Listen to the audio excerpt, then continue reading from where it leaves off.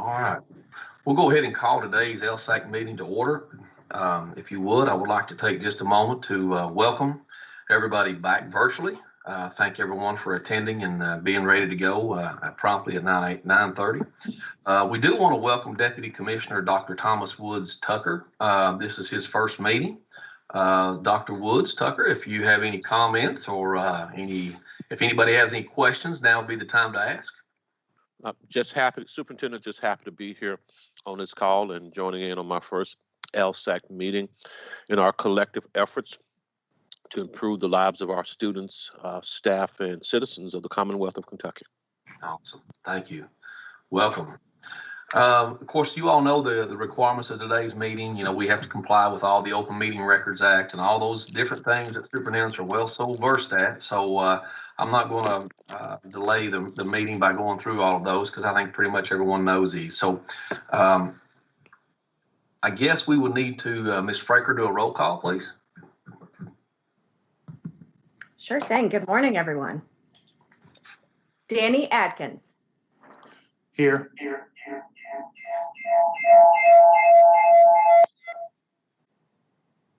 Kirk Biggerstaff. Here. Tim Bobrowski. Tim Bobrowski here. Harry Burchett. Harry Burchett, present. Tom Cochran. Tom Cochran here. David Cox. David Cox here. Keith Hale.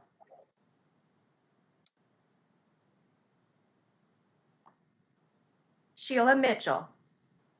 Sheila Mitchell here. David Raleigh. David Raleigh, here. Kelly Ransdale. Kelly Ransdale here. And Russ Tilford. Russ Tilford, here. Great. Chair, you have quorum. All right. Thank you all. So let's go ahead and proceed to item 1, the regulations for second reading and action. This would be amendment to 703 KAR 5:280, which is school improvement procedures, and reminding that this is a second reading. And it looks like we have Ms. Kelly Foster ready to present. Good morning, everyone. I'm going to share my screen with you guys. And as you mentioned, Jennifer, can you see my screen? We see or my it. Slides, I should Yes, say. we got it. So as this is a second reading, and I think the most important slide to share with you guys. Oh, is there an echo? Yes, let me see. If anyone's not speaking, if you will, go ahead and put your mic on mute. That might help. Kelly, try now. Okay. Yeah, that sounds better. Thank you. So these are the key pieces that I shared with you guys the last time I came in front of you, and just we'll go over those again and be glad to take any questions. Obviously, we're updating our school improvement regulation due to Senate Bill 158 and made some significant changes. And those are on the slide. Number 1, instead of identifying CSI schools every year with the start of the 21-22 school year, CSI schools will be identified every 3 years. This is allowed under ESSA and was clearly stated in Senate Bill 158. Also, when a school is identified as a CSI school, the school and the district both go through a diagnostic review process. And Senate Bill 158 required KDE to be the audit team and for all of those reviews. And so we've updated that. Also, one of the things that was put back in Senate Bill 158 that was taken out of Senate Bill 1 of 2017 was the appeals process. And so the changes in the reg reflect this, and the appeals process has been put back in. So if anybody wants to disagree with anything that was found in the audit, that appeals process has been reinstated in 158, and we made those changes in the reg. And then also the major change in 158 that is reflected in the reg is that KBE has to approve a turnaround vendor list. And those schools that are identified CSI will choose someone off that vendor list to serve as their turnaround team. And then beginning in 2023, KDE will have to submit a report annually to the Interim Joint Education Committee regarding the performance of the turnaround vendors. So once again, those are the biggest changes in our school improvement reg based on Senate Bill 158, and I'll be glad to take any questions.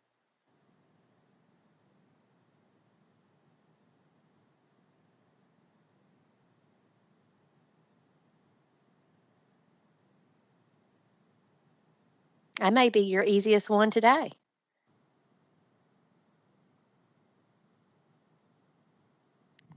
Oh, Superintendent Bobrowski, you're on mute too. So, okay. All right, now how's that? So on page 7 and 8, it talked about the new my question is could the new principal standards with the PESL work, planning, environment, instruction, professionalism, could that be instated in there some way, somehow? And I'll tell you, my concern was, as superintendent of schools, sometimes we have these issues that go on at a school. And if we have a principal that is really unsure and uncertain of what's going on, and we've tried to work with them, it would make sense to me that we would be able to target, if it was planning or the environment or instruction or even the professionalism aspect, back into what are we looking at, and make it a little bit more objective when folks come in. That was my question. So when the diagnostic review process occurs, and if there are in any of those principal standards that you just mentioned, those would be addressed in the diagnostic review report. Okay. So as a superintendent, you would get specific feedback on these are the areas that we think the principal needs additional support in or additional professional development in. So you would have that information in that diagnostic review. Okay. All right. Thank you. That helped me because I didn't see it in there, but it sounds like it will be in the actual review Yes, process. 100%. Thank you. Any other questions from any of the body? All right. Thank Kelly, you. you've done a great job, of course. So I appreciate it. This would need to have a motion and a roll call. So do I have a motion to approve the amendment of 703 KAR 5:280 school improvement procedures? This is David Raleigh. I'd like to make a motion to approve. Thank you, David. Do we have a second? Danny Atkins, and I'll second. Thank you, Danny. At this time, we'll have a roll call vote. Ms. Fraker, please. Danny Adkins. Danny Atkins, yes. Kirk Biggerstaff. Kirk Biggerstaff, yes. Tim Bobrowski. Tim Bobrowski, yes. Harry Burchett. Harry Burchett, yes. Tom Cochran. Tom Cochran, yes. David Cox. David Cox, yes. Keith Hale, have you joined us, Superintendent Hale? Okay. Sheila Mitchell. Sheila Mitchell, yes. David Raleigh. David Raleigh, yes. Kelly Ransdale. Kelly Ransdale, yes. And Russ Tilford. Russ Tilford, yes. Thank you, Chair. Okay, under item 1, we'll need to move to the next item, which would be amendments to 707 KAR 1:340 procedural safeguards, which is a second reading, and we have Ms. Greta Hilton for the Office of Special Education and Early Learning. Good morning, superintendents, and thank you. So we are proposing a couple of minor changes to 707 KR 1340. The first being in sections 3 and 4, which deals with prior written notice and notice of ARC. So these two components are very different types of notices. but our state regulation confuses those really into one section. So we just want to break those apart and explain the difference between a notice of ARC, which would be the 7-day notice that you're accustomed to sending out, letting parents know that an admissions and release committee meeting is being scheduled, and the prior written notice, which is the notice of proposed or refused action that the ARC is taking. And we often in Kentucky are used to that being part of the, or being included within the conference summary. So that's the first proposed change. The other proposed change would be in section 18. And this one is pretty basic because what's happened here is that we have incorporated by reference our due process forms request for due process. And so because it's incorporated by reference, we have been unable to change important elements on the form, such as it still says Miro Street. And as you know, we've not been in Miro Street for, I guess, 3 years. It still has the old office name, and it has the incorrect state director of special education. So we need to do that and make it 508 compliant. And in order to do that, we need to delete the incorporated by reference section. So that's really all we're doing with these. And just as a point of clarification, when we documented within the staff note that we had this come up, what we found through monitoring and formal complaints and conversations with schools and districts is that because of the way that our reg has kind of muddied the two of prior written notice and notice of ARC, it was very confusing. And so for the last couple of years, we have been relying on the federal reg as it is. And we could have probably handled this through a lot of professional development and training, but it still would have left schools and districts with a reg that wasn't as clear as it needed to be. Okay. All right. Let's open the floor for some discussion, please.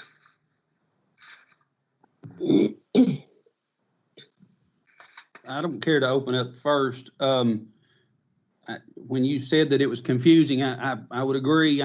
In reading this, I became, I believe, a little bit more confused, and I apologize because maybe my lack of knowledge in that area is not what it should be.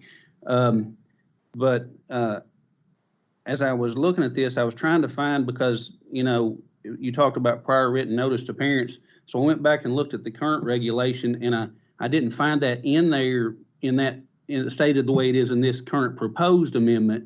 And so maybe you could expand on that just a little bit. Where was that? I know we have the 7-day, obviously the 7-day Right. notice before an ARC, but this other prior written notice, where is that in the current reg? That's a good point, because that's exactly the problem. It's in the federal regulation. The federal regulation clearly articulates the difference between prior written notice and notice of ARC. So if I could explain those, the best way that I know how to explain it is the prior written notice is that 7-day notice that you're accustomed to, that you send to the parents and say, you've got 7-day notice that we're going to have an ARC, and you do that a couple of times prior to the meeting. And then following the meeting, you follow that up with what's known as the conference summary, or the meeting minutes, that includes a summary of any evaluations that was conducted, a summary of where the child's going to spend the majority of his or her time, that form. That in Kentucky, we have used that in conjunction with that ARC notice to be the prior written notice, because if schools and districts and ARC chairs are really documenting all of the proposed actions within that ARC meeting in that conference summary, then you can capture all of the requirements there. And so that was very clear. It's very clear in the federal regulations, but it wasn't clear in our state regulations. And to be completely transparent, it's really surprising that it took this long for us to really see that it needed to be cleaned up, and that we needed to clearly break that apart so that districts understood that you have a prior written notice and then you have a notice to parents, which is the conference summary. And as we roll this out, we don't anticipate making any changes or anything to the forms with Infinite Campus.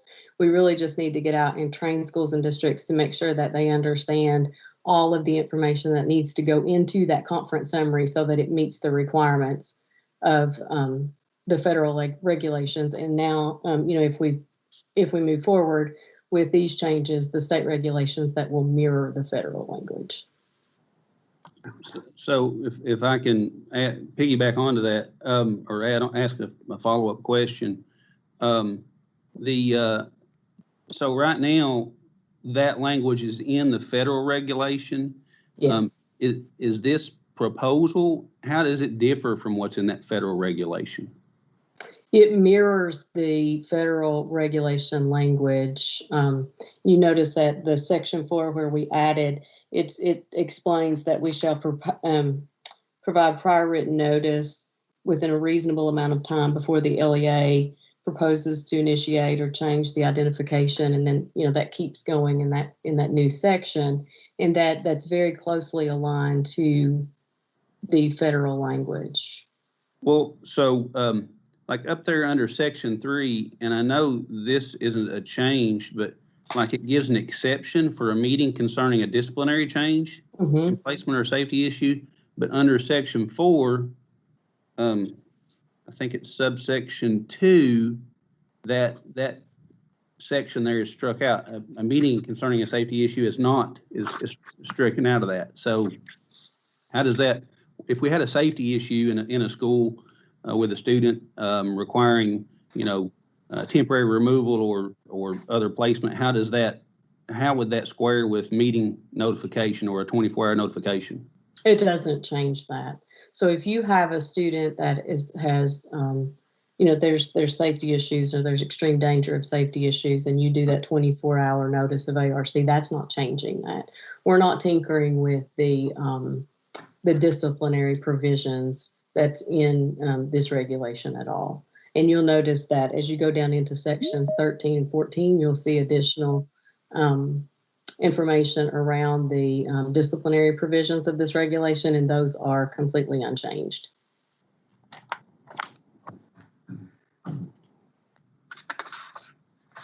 Greta, to help further clarify, this is Sheila Mitchell from Anderson. Can you give an example of the monitoring that you were referencing that led you all to need to clarify this so that we understand a little bit better why these two do not match up, please? So first, I think it's important to say that when we discussed this, what happened was during a formal complaint, we noticed that question came up from the district about the differences between prior written notice and notice of ARC. And then as we continued the monitoring, we heard that question come from schools and districts. But it's important to note that while we have monitored on discipline, that's been our focus for the last couple of years that I'm sure you guys are aware of, we have not focused solely in on prior written notice or notice of ARC. And we have not cited school districts for the prior written notice or notice of ARC. So that's not been, it was a conversation during those times, not a focused monitoring. But it helped us understand the confusion that was occurring within districts. And quite frankly, it was confusing to us as well, which is why during the last probably 1.5 to 2 years of monitoring, we have not been looking at the state regulations. We've been looking at the federal regulations for notice of ARC and prior written notice. So are you focusing in on change of placement, meaning ISS and or recess? Is that part of what you're clarifying in this, the difference between the state and federal regulation? Or no, the disciplinary provisions of this regulation, there's no proposed changes to that. And this won't have any impact on those at all.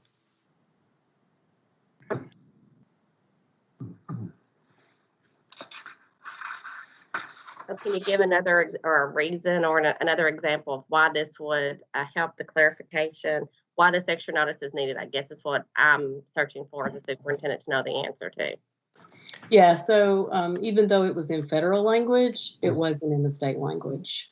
And that was problematic for the state, quite frankly, because the state regulations should closely mirror the federal regulations.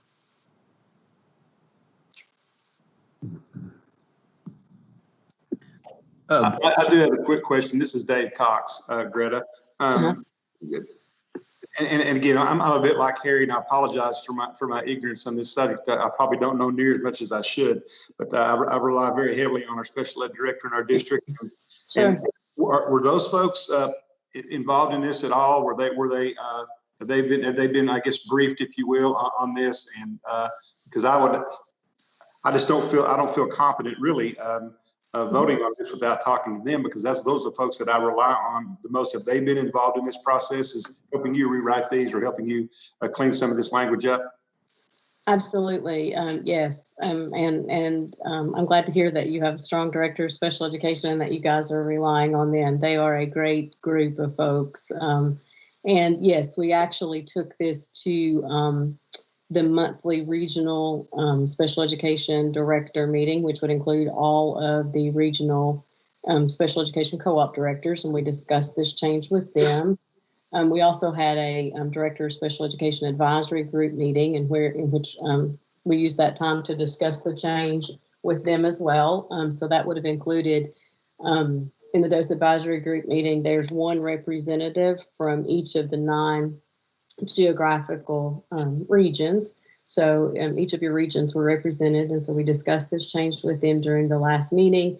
And it's my understanding that recently at the Kentucky Council for Exceptional Children annual board meeting, this was discussed as well with favorable feedback from board members. So yeah, folks in the special education community have been consulted and provided an opportunity to weigh in.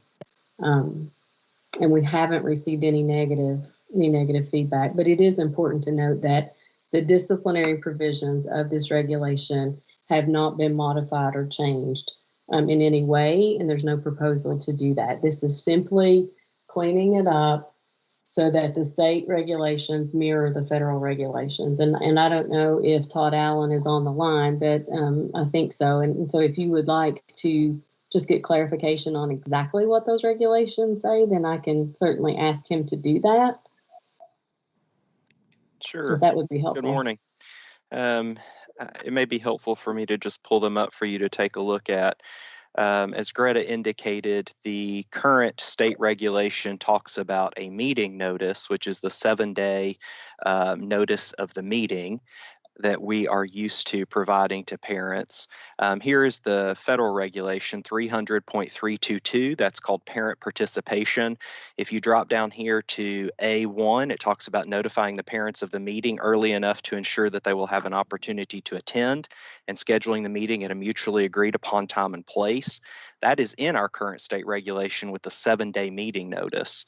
What is being added that Greta is talking about is here in, let's see, Federal Regulation 300.503, prior written notice by the public agency.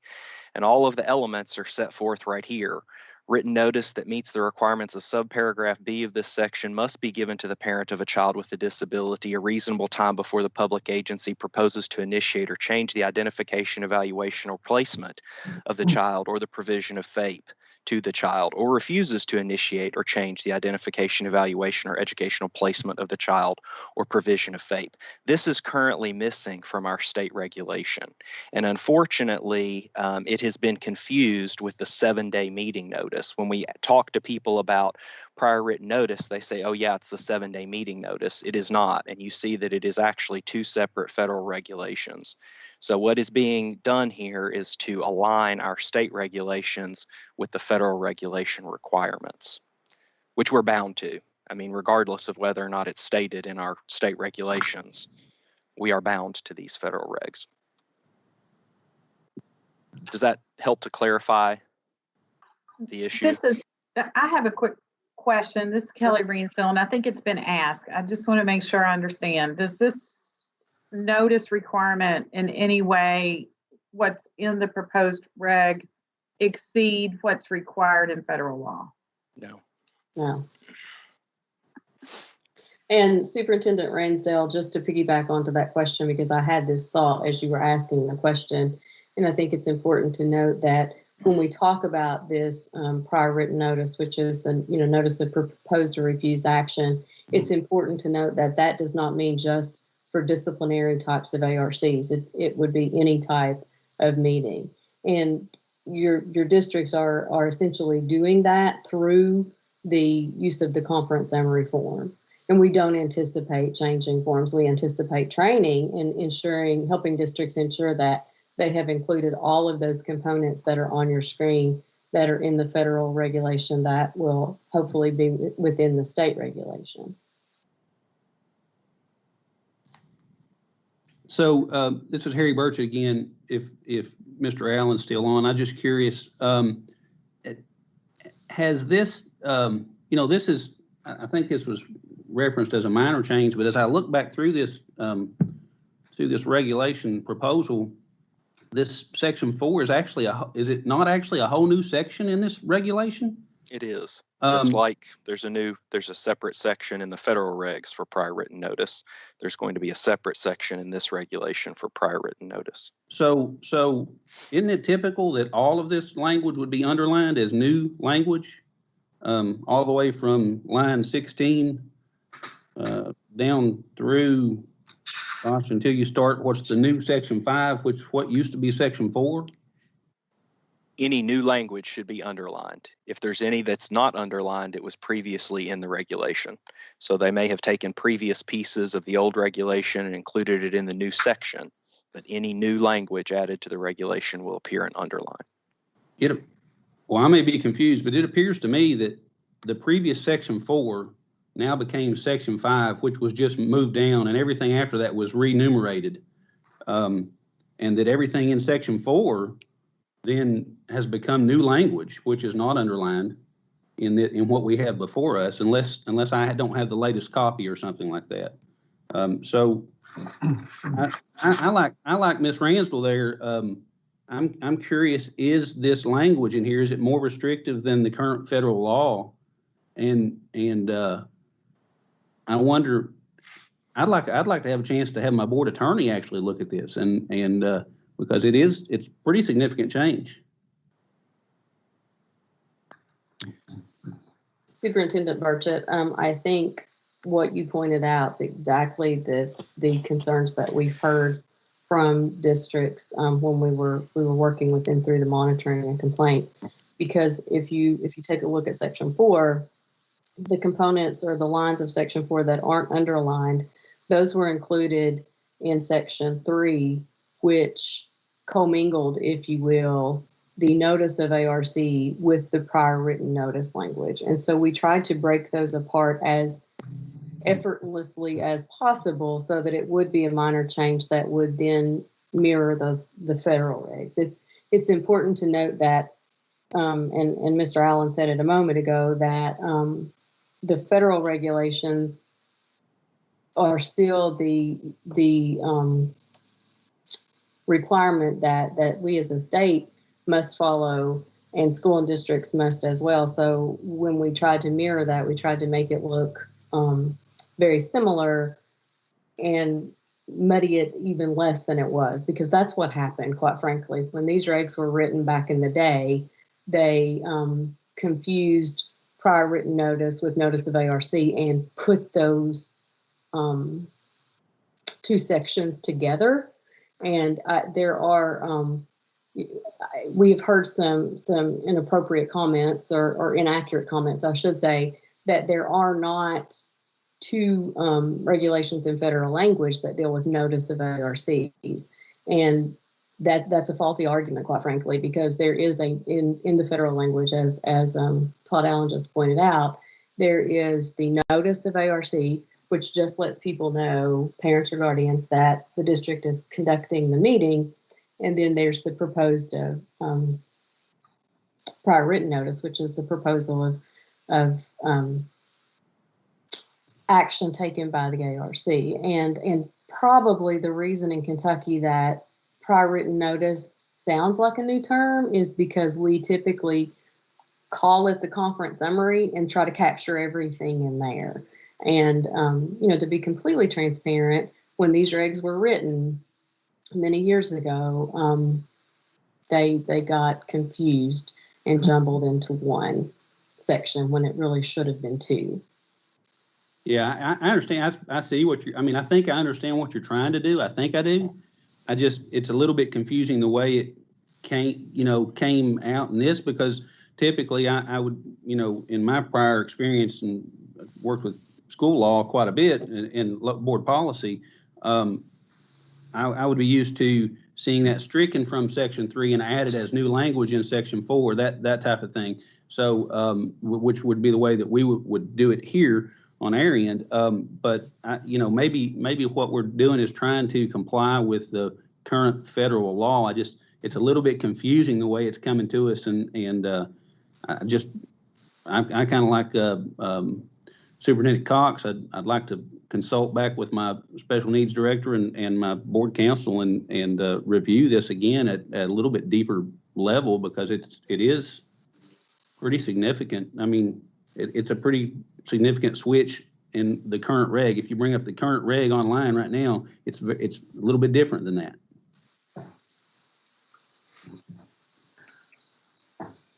Now, this Tom Cochran, Johnson County. So, Greta, you said that the forms, no form would be changing whatsoever. Is that what you said? Right. We don't anticipate tinkering with Infinite Campus. Y'all know from a few years ago, that's not a lot of fun when that happens. So we're not anticipating that would happen. We do anticipate that during our end of year and beginning of year regional trainings, that's already occurring. And your staff's already attending those. We've done that for a number of years, that we would simply train on everything that must go into the conference summary. And quite frankly, we will do that and plan to do that regardless of the change, because we're still bound by the federal regulation. And so just for one more point of clarification, federal reg has been what it's been since 2006 or 7, right? It's not changed. It is not. Right. It's always been this way, but we've not had it in our state regs. Exactly. And I would add to that, Superintendent, that school districts have always been bound to the federal regulations. So regardless of what the state regulation says, all school districts still must comply with those federal regulations that I'm currently showing on the screen. Sure. I just want to make sure, just as every other superintendent, we're all in for following federal law, but I had concerns with this going beyond what federal law was, and just wanted to hear the conversation. And this does not do that. It mirrors the federal regulation. This is Superintendent Mitchell from Anderson again, and my special education director is interpreting it differently, that it is above and beyond the federal regulation. So what conversation should I have with her to ensure her that it is not? And why can't it just be presented in the conference summary instead of the prior notice? That's the question. So Superintendent Mitchell, I think first of all, I would ask, what exactly is it that she interprets to go beyond the requirements of the federal regulation? I'm happy to send to you copies of this Federal Register that I have pulled up for her to take a look at. And number two, there is no additional requirement beyond the conference summary. The conference summary can satisfy the prior written notice so long as it addresses all of the elements that are presented there in 300.503 as well as the state regulation. They're the same.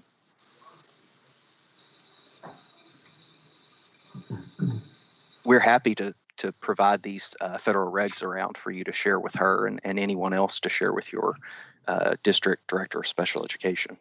Yes, if you could do that, I think that would help. Yeah.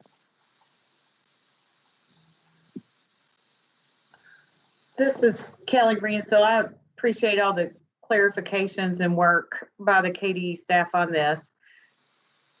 Unfortunately, I'm a little more confused than I was when I started the meeting. because when I receive materials, I always go directly first to all the areas that are underlined and stricken through to help me gain a sense of what's changed. And then I go back to the start and read the notes and information. So I think I'm unsure what's changed now without having a little time to study it, because I just thought it was the language that was stricken through or underlined. I'm sorry. I agree with you, Superintendent Ransdell, and I would recommend tabling this until we get additional information so that I can have additional discussion with my Director of Special Education and Board Attorney as well. This is Russ Tilford. I second the motion to table this item.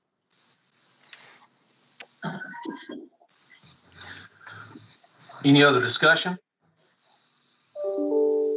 So to be fair across the board with this, good solid discussion. There are some concerns out there. And I would probably look to this and say, this is an opportunity for us to make sure that whatever comes out of this body, that when it goes to the Kentucky Board of Education, that it is very clear. Everyone understands the language, and there's no misinterpretation of anything there. So,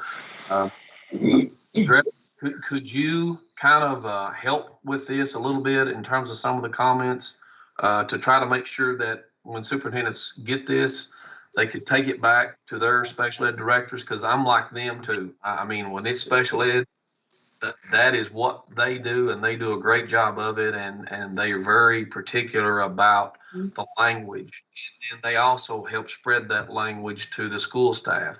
And I think that could be a really good workaround with this.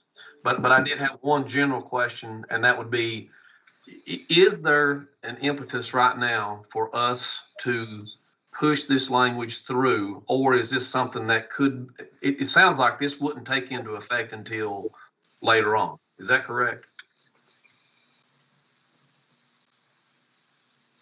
Would it start next? I'm sorry, Superintendent. Could you repeat that question? Would the language, whatever language comes through this, would it start next school year, or when would be the start date? It would continue to move forward through the regulatory process, and obviously there would be the public comment period, and it would take a little bit of time. This is the second reading, but there's still a little bit of time moving forward before the regulation itself would change. But again, it's not changing anything that's already required of local districts, because you're already under the requirement, as is the state, based on the federal regulation. So it's technically not changing any requirement, because it's already required of you in federal law. So and I would probably voice my concerns to be similar to what those are that have been mentioned already. But we, from our job as superintendents, we don't want to have, or I don't want to have any additional regulations that's not required. I feel like sometimes that we have got so many documents and so many things to look at and watch out for. And it just unfortunately appears that special ed is one of those things that we've all probably learned the hard way. You better, when it comes time for litigation and things like that, we have to have all of our ducks in a row, and we need to all be on the same page. So I agree with that. Clarity is a really important tool with this process as we move forward. So with it, last call for any other discussion. The only thing I would ask Tim, from our standpoint, this is Dave Cox and Corbin, is that, and again, it's because of my lack of knowledge, and apparently we some of us are all in that same boat, or at least in the same neighborhood on this. If Greta could put together something that would anecdotally, if you will, just give some examples of what the reg looked like before and what it looks like now, if there are, as far as the changes are concerned. Because I'm like Superintendent Ransdale, I always look at the part that was stricken out and the part that was changed. And what I'm having a hard time seeing is what was changed. And it seems like we're learning that maybe there's some things that we had been doing that perhaps we're not clarified in our individual reg, but it was in the feds. If that's the case, if we could have that anecdotally just spelled out in a narrative, it would be very, very helpful for me. And then that would also give me time to get back with my special ed director and again, board chair. But I agree with everything Superintendent Birch and Superintendent Ransdale said. I just think that we don't want to be a rubber stamp. We want to, try to do our best on this committee. And sometimes that requires us learning some things we didn't know before, certainly in my case. Sure. I understand. I agree with, this is Superintendent Atkins from Floyd County, and I agree with Superintendent Cox. I'm far from being an expert in this, and I would like a little more clarification. And I particularly like Superintendent Mitchell's idea or questioning of certain scenarios. I think that would help as well with clarification. If we could have that, with our, whatever we have put together, presentation or written documents, whatever. I just think that would make it more clear to us with certain scenarios and how it would affect those. But yes, I would agree with the other superintendents. And this is Kelly Ransdale. I would just like to add, just real quick, as we approach Thanksgiving, we are grateful, Greta and Todd, for all the work and explanation on this. You did an outstanding job in trying to help us understand it. I just think the task was a little larger than probably what you may have estimated, because we just need a little more time, I think, to catch up on it and do some study on it. So I appreciate that. Superintendent Bobrowski, I believe Commissioner Glass has raised his hand. He may want to weigh in. Okay. Commissioner, I'm sorry. Thank you, Tim. Thank you, members of the committee. I think what you have here is a technical clarification to state law to bring it into alignment with federal law. That's fundamentally what is being put forth. It has been asked, does this create a new requirement above and beyond what's in federal law? The answer to that is no, because it's, again, merely bringing the state requirements or regulations into alignment with federal law. If there are questions as to if what has been proposed does exceed what's in the federal regulations, we're happy to prepare a brief that lays out the rationale for that. You should take it to your special education directors. You should take it to your attorneys, have them all review it. And we're confident it will come back and validate the assertions that have been made here today. But it's really, I think, the purpose of this group to evaluate and make sure that we are not bringing forth regulations that are not necessary or are unclear. And so you've done your due diligence here today. So we're happy to support that clarification going forward. Given that you have a motion and a second to table this matter, your next step is probably a vote on that, and then we will do the work to provide you the resources and information that you need to bring this back at some point in the future with all the information that you need to make a decision. All right. Thank you for the clarification there, Dr. Glass. So at this time, let's do a roll call. We do have a motion to table this item until a further date and providing information to superintendents, which will follow. So let's go ahead, Ms. Fraker, and do a roll call, please, or a vote, please. I'm sorry. Danny Adkins. Danny Atkins, yes. Kirk Biggerstaff. Kirk Biggerstaff, yes. Tim Bobrowski. Tim Bobrowski, yes. Harry Burchett. Harry Burchett, yes. And I'd also like to clarify that I certainly appreciate Dr. Glass's comments on how he can help clarify that with a brief. Yes, absolutely. Tom Cochran. Tom Cochran, yes. David Cox. David Cox, yes. And I do believe this time, Keith Hale, you've joined us. Is that correct? I have. And Keith Hale, yes. Thank you, Superintendent Hale. Sheila Mitchell. Sheila Mitchell, yes. And I'd also like to say thank you to Greta and Todd, as well as Commissioner Glass, for the clarification and your hard work. David Raleigh. David Raleigh, yes. Kelly Ransdale. Kelly Ransdale, yes. Russ Tilford. Russ Tilford, yes. Thank you, Chair. This is real quick. Superintendent Atkins again. I would also like to thank Ms. Hilton and Mr. Allen for the work they've done. Unfortunately, and I don't mean this in a bad way, Greta, I've worked extensively with you and Mr. Allen, and the clarification hopefully will keep me from having to do that again. So I would certainly like to thank you for all the work and efforts you've poured into Floyd County. So thank you. Thank you. And I think that could be resounded across the whole committee that we have here. The LSAC group, very much appreciative of the work that's been done and the support that school districts need, and even at the ground level with teachers and principals. We, as superintendents, sometimes we have to look out for everybody. And I hope that's what comes out of this particular motion, so that we all can move forward with a positive mindset to do things and do them well within our school district. So again, thank everyone for your participation, and let's move on to the next item, which would be amendment to 703 KAR 5:270, the Kentucky's Accountability System, which is a first reading. And we have Ms. Rhonda Sims and Jennifer Stafford and Kevin Hill from the Office of Assessment Accountability.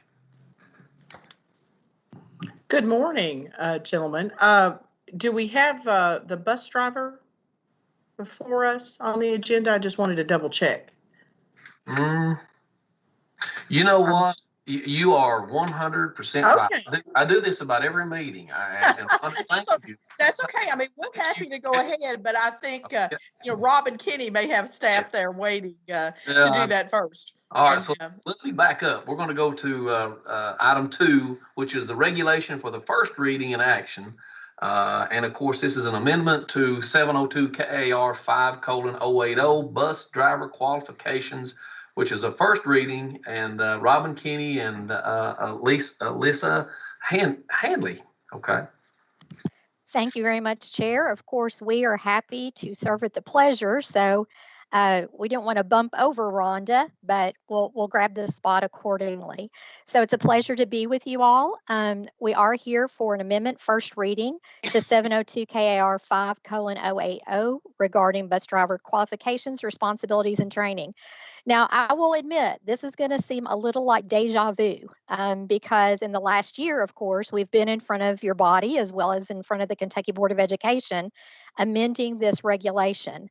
But after we went all the way through the process and had lots of eyes on this, including, KDE staff, local school districts, and all the way through the Administrative Reg Review Committee with the public comment, we got it all in place. And then someone brought something to our attention that we thought was worth looking at again. So I'm going to let Matt Ross, who is my policy advisor in the Office of Finance and Operations, and then Alyssa Hanley is also on. She is our branch manager of People Transportation, kind of talk to you about the comment that we received and why we felt it necessary to bring back in front of you to start the process over again. So Matt, I'm going to turn it over to you at this time. Thanks, Robin. So as Robin said, quite literally the week that this new regulation or this amendment became effective, the Kentucky School Boards Association let us know that they had noticed some language that was inadvertently put in when we changed and rearranged the regulation, and it quite truly was a problem of commas. And so what the language said, and it's on page 10 if you all are following along, lines 18 through 20. But what it talked about was when a driver is on duty and found to be under the influence, we had inserted some commas that said that basically they shall be terminated that same day, which creates a problem for school districts because there's usually a process to termination and it can't be usually accomplished in one day. So, once we were alerted of this, we reviewed it with legal and we agreed that this was a problem and it warranted, bringing it back to change that language. And so the language now, it says that they shall be terminated, they shall be dismissed from employment, but it takes out that same day requirement. And we also took the opportunity to clean up some other language that we just had found that some terms that were antiquated that needed to be revised, and I think Elisa had been alerted to a few things in the manual that needed to be corrected. So we just took that opportunity to update, but nothing else that was really substantive. The only question I have would be, and this was mentioned a long time ago, and I'm curious just for a personal reason, no more, no less. But when the regs first was handed out by the feds, it did address removing some particular barriers for some folks, and I'll use myself as a type 1 diabetic as an example. How has the language changed to affect folks like me or someone else that is a current driver who may develop some type of disease that is insulin dependent? Sure. I'll let Elisa speak to that, but I believe that we corrected that in the last amendment. Right. Elisa, are you on here? I am, thank you. And so, Superintendent, the ability to allow people with diabetes is in this regulation. It was approved through the last process. There's a federal form that needs to be filled out, and they go through the certified medical examiner for that approval. So it is not something that is necessarily not allowed in Kentucky. Now, if they don't qualify for that through that federal process, then they would have to get a state waiver, which is not allowed. But the new process is not a waiver process, so we can have people with diabetes and that are monitored, properly monitored, and so we allow that now. Awesome. Well, that gives me something to do in a couple of years when I retire, right? All right, good deal. It was just, I always just had that burning desire, and I've told this story numerous times, is, it's almost like when you get hit with that bomb when you're 16 years old, you're type 1 diabetic and sorry about your luck, and then you see things evolve over time across the nation. And, we're just trying to reduce limitations of which to me, I never had a big urge and a desire to fly an airplane, right? But under the law, federal law, I couldn't fly an airplane. But I'm like a lot of everybody else. When they tell me I can't do something, I want to do it now. So, right. Yeah. Okay. Awesome. Okay. Any other questions from any of the body concerning our first reading? Hearing no discussion, let's move to a roll call vote, please. Ms. Fraker. I make a motion to approve. Okay. We have a motion. We need a second, please. Tom Cochran, I'll second that. Okay, Danny Adkins, Danny Atkins, yes. Kirk Biggerstaff, Kirk Biggerstaff, yes. Tim Bobrowski, Tim Bobrowski, yes. Harry Burchett, Harry Burchett, yes. Tom Cochran, Tom Cochran, yes. David Cox, David Cox, yes. Keith Hale, Keith Hale, yes. Sheila Mitchell, Mitchell, yes. David Raleigh. David Raleigh, yes. Just for clarification, is this a first reading? Is it one of those emergency first readings where it has to be done today? That's a great clarification. First readings actually, per board policy, are not, and Todd helped me. So in previous practice, the Kentucky Board of Education has always had 2 readings of a regulation. You'll recall that. And so typically when they come before you, they first come as a review item and you don't have a vote. And then the second time you do vote. However, that's actually not required in board policy. What the board is shifting to because of recent legislative changes is to only have 1 reading of a regulation. And what that will do is that will kind of shorten the length of time for the regulatory process. But what that means then is when you have first readings, you'll actually be taking action on that first reading. Todd, did I leave anything out? You did a great job. A+. Does that make sense? Yeah. Thank you for that clarification. So from here on out, we really, on the agenda, it might be first readings. Will there be second readings from now on? Now, there may be chances or instances where there are second readings, and the board chair has certainly anytime the right to call for a second reading. That might happen kind of at the forefront. There might be something on the agenda to where maybe it's more controversial or whatever the case might be. The chair calls for a second reading and that would be notated on the agenda, or it could be that it actually goes through this body or goes through the board and the board chair takes it off the agenda for a first action read and calls then again for a second read. So it's kind of situational. Okay, listen, didn't mean to hijack the roll call here, but thank you for the clarification. No, it's really important. I'm glad that you mentioned that. Thank you. That was good clarification. Thank you for jumping in. Let's see. I think I was to Kelly Ransdale. Is that right? Kelly Ransdale, yes.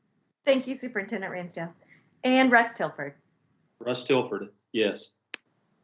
Thank you, Chair. Okay. All right, so we're going to move, looks like, to the first reading of Kentucky's accountability system. Ms. Sims, are you ready? I am. So we're back with you, and I've got Jennifer Stafford with me, and Kevin, I don't think, is on the call with us today. And we also have some staff behind the scenes that'll help us with the computer. Now, you have had the regulation, and obviously you just heard the conversation around first read and second read. So this may be something you do want to weigh in on today. The regulation is a little hard to read because there's a lot of strikeout in the regulation as we're moving to language in 158. So if it would be permissible with the group, and we're planning to take this approach as well with the board, we would like to just kind of walk you through sort of the content of the reg, and then obviously see what questions, comments you have as we go along, rather than trying to go line by line through the regulation, if that would be okay from your viewpoint as a group. And again, we want to make sure you've got plenty of opportunity here to ask any question you might have. So we're going to start with a PowerPoint to just kind of help us walk through it. And there will be some times we will probably go out and look at some language actually in the regulation itself. But I think this will help us communicate with you what's different here and how this reflects what came out of Senate Bill 158. So that's the primary focus here on the changes to accountability. So Jenny, I think, yeah, there it is. So let's kind of take a step through here. And Jennifer, I think you're on, aren't you, Jennifer Stafford? Yes, good morning, okay. Everyone. Good, good. All right, so we'll just, and Jennifer and I will kind of go back and forth on this a little bit to walk you through what's inside this regulation, what's being proposed. One of the things to keep in mind is this is a sort of an ongoing process that we've been working with the board. Many of you probably listened on November 6th. We had a sort of work session, study session around accountability. And I look at this little slide and I think about, you know, when you're in a big amusement park or a zoo or a mall, many times there's a map that says you're here, to kind of help you get this sense of where we are. So we've got some simultaneous things moving forward at the same time, kind of on parallel tracks. You've heard our commissioner talk about a triple track approach or a 3-track approach. So we wanted to kind of highlight where this is in that process. The first track is to get an accountability regulation in place that brings forward into regulation and gives clarification where necessary Senate Bill 158 that passed in the last legislative session. So what you're seeing here with this regulation is on that first track. Now, there's been also conversation about changes to assessment, and we've considered that sort of track 2. The track 2 is a little bit about what could maybe we do sort of immediately to begin looking differently at assessment or simplifying assessment, especially if we have to administer this spring. So that's not inside this reg, but that's another track that we'll be talking with the board about. And then the third track is a more long-term, what do you want assessments to do and to recognize in student work. So your work with us today is firmly on that track 1. Let's get the accountability system aligned to our state law as well as our federal law so we can move forward when we do have assessment results eventually to report. Let's go to the next slide and we'll Rhonda, talk just- about, yes, Jennifer. Just one note, Jenny, if you'll go back to that slide, you'll see that we're here in November and we're preparing for the discussion on the accountability regulation for the first read. So the plan would have been to have the second read come back in February. But you'll note here in this slide that that second read is a possible removal of that second read. So Tim, I think that you just brought up that clarification. So again, there's a possible removal of that second read from February. Gotcha. So that's why we really want to make sure you have time today to really ask your questions and be comfortable with what's in the regulation. So thanks, Jennifer. And I'll kind of, now that you're on the screen, I can kind of see where you are here. Okay. So that's just a little challenge of working the telework. We do want to kind of highlight for you the changes in this regulation sort of fit some basic categories. There's quite a bit of language change and strike through just to align the language that's now in statute. So an example of that is in the prior bill, we use the term proficiency in terms of testing reading and math. In the new SB 158, it uses state results in reading and math. So anywhere we can bring forward that actual statutory language, we have done so to make sure there's a nice tight connection between them. So a lot of the strike throughs are to remove things that at one point had been indicators, such as growth. Growth, individual student growth, is no longer an indicator. It's not part of the exclusive list of 158. And in its place, 158 emphasizes the concept of change or improvement from prior year to current year. So you will see that kind of strike through as well throughout. There is one slight change on the data collection around dual credit. The department cannot really collect hours, but rather courses. So instead of talking about hours, it talked, I think, in terms of 6 hours. Instead, now it talks about 2 courses. So that's a little language change that really is based on data collection because we don't have the ability to verify and validate that data using the hour concept. The third one are the bigger pieces. Those are around recommendations that we talked with the board about on November 6th, and we are coming back to the board and to you today on some of those recommended changes to get your reaction and feedback in preparation for next week's board meeting. And they are around these 4 subcategories. The idea of how you kind of combine status and change, what kind of weight should be in the system in order to do an overall performance, making sure we have every flexibility we have that's possible federally on our English learners, and then minimum end count. So we want to talk about that with you. Now, another change that is not on the slide because we just worked with legal on this yesterday, Section 5 of the regulation is about reporting requirements. It is not directly connected to accountability. It talks about reporting long-term goals, which is a federal requirement. And because of that, they have to be agreed upon in our state consolidated plan that we approve federally. And so we have changed the language a bit in Section 5 to remove the actual calculation and put a reference in to it being part of the consolidated state planning process. But again, it does not directly impact accountability in any way. It's a public reporting piece that's required federally.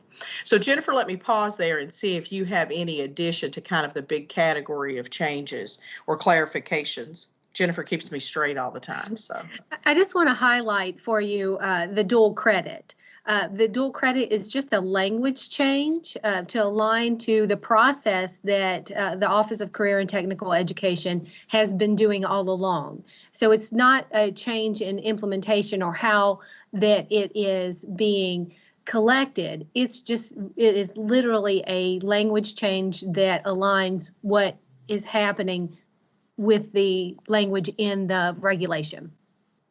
Because we have been collecting it by course. That's all correct. along, because that's all we can do. Right. So just we could call that a language cleanup, maybe. All right, let's go ahead to the next slide, Jenny. So we want to move right in, and we're going to give you just a little background to where we're getting into the 158 requirements. So 158 uses the term status and change. Status is what we have done for years with assessment accountability. It's what is your annual performance using the state assessments and rolling that up to school and district values and the state values. So status is current year performance. Change is the idea of how is your current year compared to the last year. So prior current year status. And Senate Bill 158 is heavily influenced by the California model, and it looks at both status and change, and uses a method to really a 5x5 table we're going to look at next to combine status and change, and that is done for each indicator in the system. So all of the indicators that are required would have a status and change position or a place that puts together status and change. Jennifer, I'll pause to you and see if you'd like to add anything there as well. Sure. The change measure is by school as well. So when you're thinking about your indicators, so we're going to have those specifically defined indicators in Senate Bill 158. State results in reading and math, state assessment results in science, social studies, and writing, progress on English language proficiency, quality of school climate and safety, post-secondary readiness, and graduation rate. So each of those exclusively defined indicators will have the status, which is that current year performance, and then the change from the prior year to the current year. And again, that's by school or district by each of those indicators. So let's move on to the next slide, and I think it kind of helps how this goes together. So in the California model, it uses some language that's also in state statute that talks about 50% of the calculation comes from change and 50% from status. But the way California brought this together is in a 5x5 matrix table. They don't use a mathematical formula where I have my score and I multiply it by 50 and I have another score that I multiply by 50. And the reason behind that is you have to kind of consider these in a little bit of a sliding scale in their relationship to each other. So for example, if you are a very high performing school and your status, your current year status is high performing, so you're over there in the blue boxes, the idea of very high performing, you have not much room to show positive change because you're up at the top of the scale. And so when you put it together in this 5x5 look, then you can reflect sort of equally the notion of status and the notion of change to come up with a single sort of position or a single score, an indicator value. I think we've called it an indicator. I'm trying to think, Jennifer, I think we call it an indicator rating, don't we, in the regulation?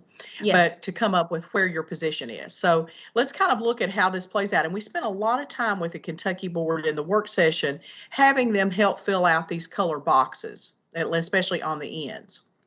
And this is very similar to what you'll see in the California reporting. So to just show you how you read this, if we first look at status, that's going to be reflected along the row. So think about the row instead of the column. So let's say I'm high in the current year. So you can see where high in the current year is the row, not the top, but the one before. And if I decline significantly from the prior year, I'm in a yellow box. Decline from the prior year, a yellow. If I maintain, I'm in a green box. Increase green. If I increase significantly, I'm blue. So the color code system 158 calls for is based on this kind of look. So rather than a star rating or I'm thinking of what we've used, certain kind of labels like proficient school, high performing school, or numbers 1 through 5. The system is set up to use color to indicate how you're doing on each individual indicator. And then the recommendation at the last board meeting was to also use color on the notion of how to do a combined. So again, the way we get to a position, one of the cells that reflects what's occurring on that indicator at your school, is to simply do a plotting of where are you on status and where are you on change, and that puts you in a box. Now, I want to go ahead to mention this because your group will be involved with this as we move forward in the future. This is sort of the theoretical background of the work. There are numbers that will be behind these tables. So there are actual scores for inclusion. And if you think about it, these are all sort of equally divided tables. So as you see, you know, the green box is as big as the yellow box.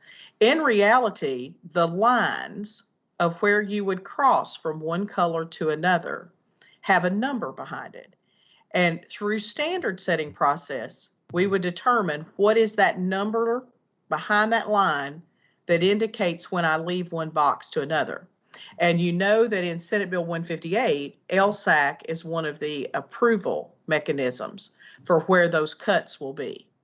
So a way to think about it is these boxes will not be equally sized in terms of reality of how you start reporting.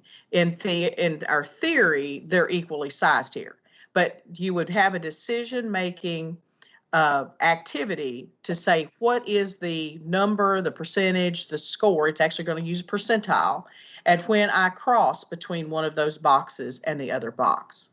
So I'm going to pause there and let Jennifer add some information, and then we'll talk a little bit about recommended versus alternate approach on this. So if we look at the characteristics of this recommended table, you'll see that there's an equal chance of the school getting blue as there are red. So there's symmetry within this recommended table. You'll also note that the chances to get green and orange are also within the symmetry. So there's an equal chance for that on both sides. Then you have the diagonal in the middle that is between very high status and declined as all the way over to very low in the current year. So this type of table would be used by indicator. So we're talking theoretically here about an indicator, but all 6 of the indicators that are outlined in 158 would have its own type of 5x5 colored chart.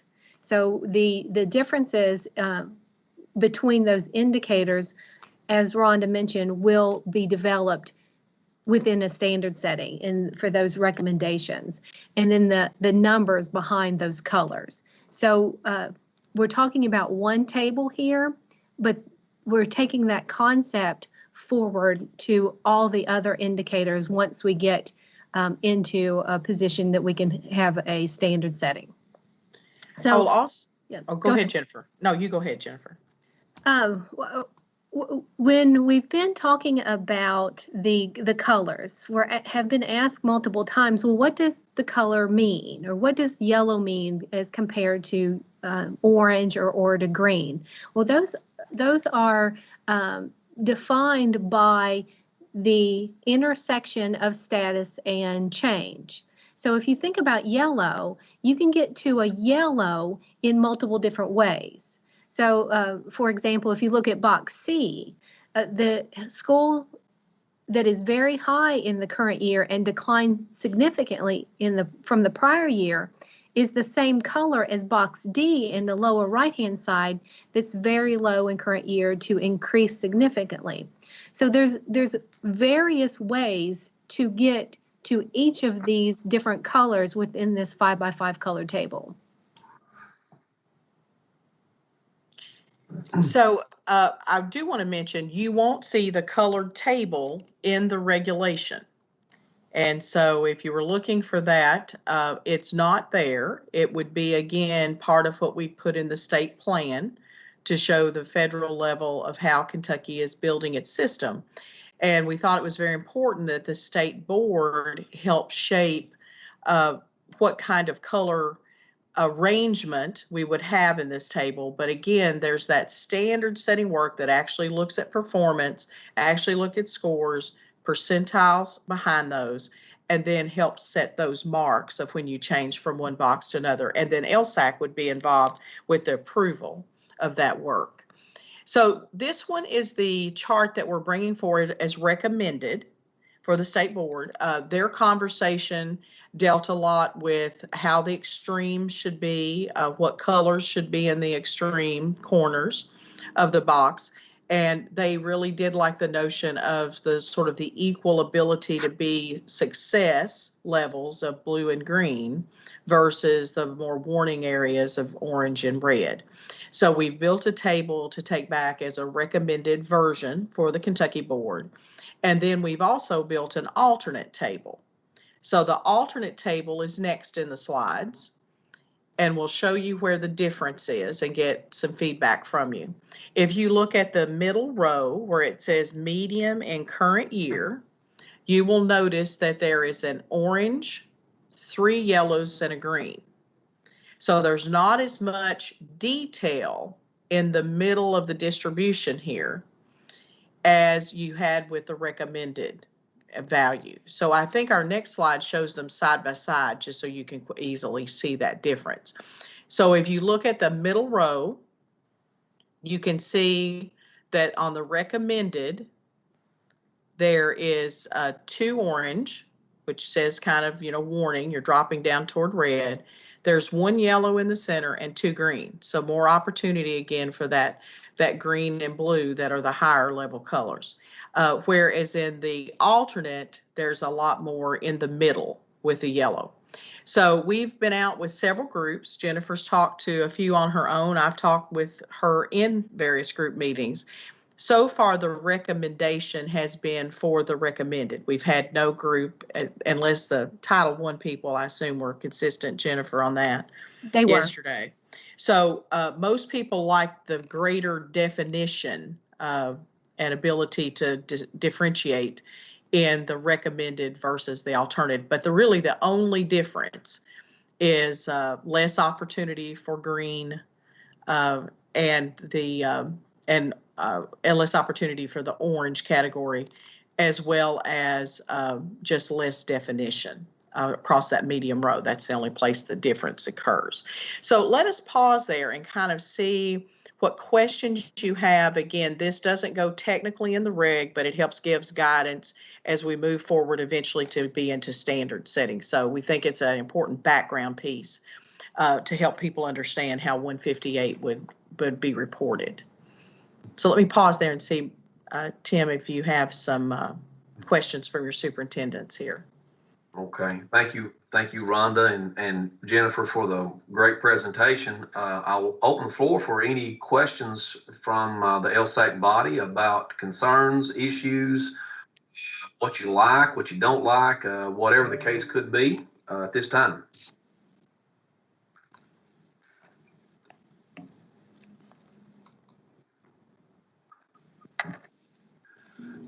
So I'll kind of start us just as a when I look at the block boxes and the very high and current year the level. Do you see in this as a possible unexpected outcome? If I am in a very high poverty area, would I ever get there?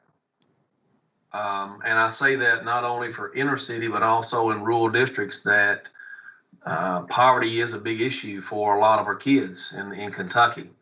And that would be my only concern, would be if you started off on that level of very high. And again, as a public document and what's seen by the community members, primarily is I'm just asking for your thoughts and if this question has been posed before. I don't think it's been posed before, not in exactly that context, at least, Tim. Right. You know, I think if you're thinking that blue is the only kind of color of success, then when you look at high in the current year, and remember, we'd have to set what is the percentile cut for what's high, when you kick into high and when you kick into very high. So there are, you know, what those numbers will actually be, we don't know. That's theoretical. I think if you consider that green is also a very positive measure, then you've got quite a bit of opportunity to be green, even if you're high or medium. Sure. In the current year. Okay. You say, so like if I'm medium in the current year and I increase, I'm in green. If I'm medium in the current year and I increase more, significant, I'm green.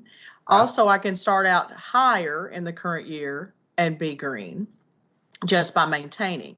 So I think if you think of blue and green as a box, as kind of a combination of good performance, of desirable performance, almost like we think about proficient and distinguished, we put them together a lot of times in reporting as desirable performance, then I think there's a lot of opportunity, especially in the recommended one, to get to green and to get to blue. I think that because you do have to have at least a high in current performance to get to blue, then that might be kind of where your concern got raised. I will tell you this is pretty similar to the California one that we shared as just background. I can't remember off the top of my head, you know, where I'm quite sure there were just the 4 blue boxes as well on that. So that may not be exactly a great response. Jennifer may have something to add, but I do think you have to think about success in the system probably should be considered a little more broadly than just blue.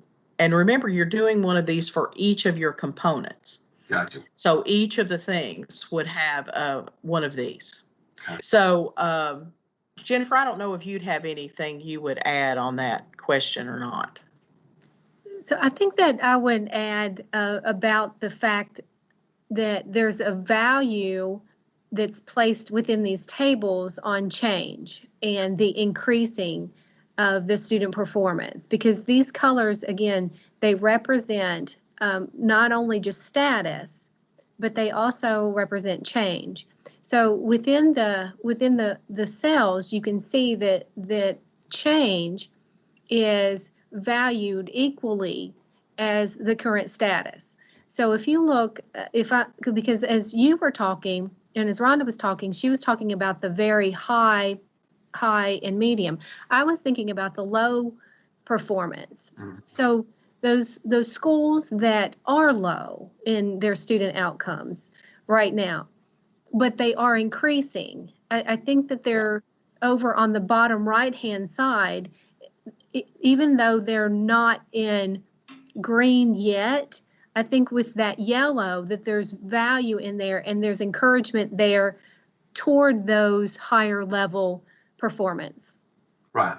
And that's I do like that in the approach that you have with the colored tables. I mean, it does lend itself to that. I just, you know, since I've been in education, you know, I've always advocated for, you know, as good as a balance as what you can do, understanding that there are certain things that affect students' learning and how they're recorded. So I thank you both ladies for explaining it the way you've done today, because you've done a great job. And, you know, again, the notion of the colors and how this kind of plays with how status and change come together. This is kind of what's been approved for California and sort of was the intent and how it's written in SB 158. So obviously we're going to have to help people understand, you know, how the cells get wider and where the percentile cuts will be, all of those kind of pieces. But sort of the display would be something very similar to this. So theoretically, you could take my of a very impoverished district with a lot of poverty in certain areas and apply that on the other end of the spectrum to say exactly the same thing. And that's when I look at balance and equity across the board, I look at both of those two factors is how does it affect both groups succinctly? I mean, how does it affect both groups as it moves forward? Because, you know, if you're a very high performing school district, you know, you may run into some obstacles here that Right. anticipated. So. Yeah, absolutely. Absolutely. And so again, we wanted to start with that background, even though that's not in the reg itself, because we want you to understand the kind of what does it look like as we put it all together. And then we'll kind of, if we can, we'll just move on through some other pieces that we think will help give everybody a better understanding. So our next slide up, and we'll get Jenny to think, is then how do you take those indicators? Because remember, each indicator gets a color look, putting together change and putting together status. Then how do you, in the end, get to what we have to do federally and what we need to do as a state? So remember, federally, and you talked about this with Dr. Foster earlier this morning, we have to identify CSI. That's an every 3 year. That's the bottom 5%. We still have to identify how groups of students perform. That's TSI and ATSI. And those definitions are in Senate Bill 158 as well. So those are the federal requirements. And the other piece is, well, you're not a school that falls into those. And you may remember back a few years ago, we reported only the federal issues. So you were TSI, CSI, or you were other. But a lot of people said to us, well, what does other mean? You know, I'd like a little more definition of that. And so the state law, Senate Bill 158, allows us then to do more information in sort of expansion of that other category. And so the next slide kind of gets us a little bit into that. I will tell you, California only does the federal requirements. So I'm not sure if they call the schools other or they say none of the federal designations, but they only do federal. But at the state level, we've always kind of given more detail so that everyone's not just in that big pool of other. So what was recommended as we talked to the board in November was also continuing to use the color to indicate an overall performance or designation. So the color would again range from red at the low end to blue at the upper end. And there would still need to be standard setting to say where is that line that puts us between those different categories of color. And we would combine that in the way we've always combined, using an indexing system. So if we move to the next slide, we kind of move into that a little bit and talk about the index. So before we kind of talk about putting it together with weights in the index, let's go back one, Jenny, and see if Jennifer has some information she'd like to add on how the idea of the overall and using color there as well. Thank you, Rhonda. So where we just talked about the 5x5 colored tables, those are reporting. Those are giving some context and understanding about what the indicators and the performance of the school on each of those indicators. As we've mentioned, there will be numbers behind this because we in Kentucky, we love numbers and we love putting things together in numbers. But those reporting categories, those help for understanding of where those performance is with the school. So with the overall, we'll bring all of those numbers together and it'll be on a scale, you know, from high to low. And so when we'll take those numbers and we'll overlay the colors on top of those numbers and there'll be cut points. And again, LSAC will have influence in those where those cuts are placed. So we're doing that now, but what we've done in the previous system was to use stars. So you can think about this color-coded overlay from 1 to 5 stars. The board recommended that we use colors, and so that's the recommendation here with the colors from lowest using red all the way to the highest being blue. So the colors in the future system would replace the stars from the prior system. And all of you remember we've been doing this for quite a while, and you have as well in your roles. We've used a variety of terms and ideas in the past. So some way to sort of designate one school from another. Now, one of the things the indexing allows, as we move to the next slide, the indexing allows you to more precisely identify that bottom 5% that's CSI determined, because it allows you to put everything together with a weight. Also, federally, you're really expected to have a weight to be able to demonstrate you're meeting the requirements of weighting in ESSA. When California did a purely profile system without any weights and had everything sort of equal in the mix, they had a lot of difficulty in getting their plan approved. It was a lot of steps and processes because they could not clearly identify the weights as much. So California used the color and how many colors, how many schools were all red, and some of those pieces, but they ended up also identifying about 7 or 8% of their schools instead of 5. So the indexing allows you to be much more precise and actually get down to that 5% that is required federally. And again, all of you are familiar with the notion of you roll the information up, how do kids perform, that calculates in, then we look at how each category weights in the system. So that will not be new to your DAX or to you and your previous work. So as we move forward to look at, I think our next slide actually gives some of the weights. We on the left side, we've indicated for you what the weights have been in the past. And the piece that I have to point out that has to be redistributed, this is the weight for elementary, and one of the recommendations in November was to have a separate elementary, middle, and high weights rather than elementary, middle combined. Where you see growth, that was individual student growth, and that was 35% with the English learner piece being embedded. And so we obviously would not want to make English learners 35%. We'd have a lot of districts that would not have a reported group for English learners. So our recommendation is to have that at 5%. That means that 30% remaining from the left column had to get redistributed.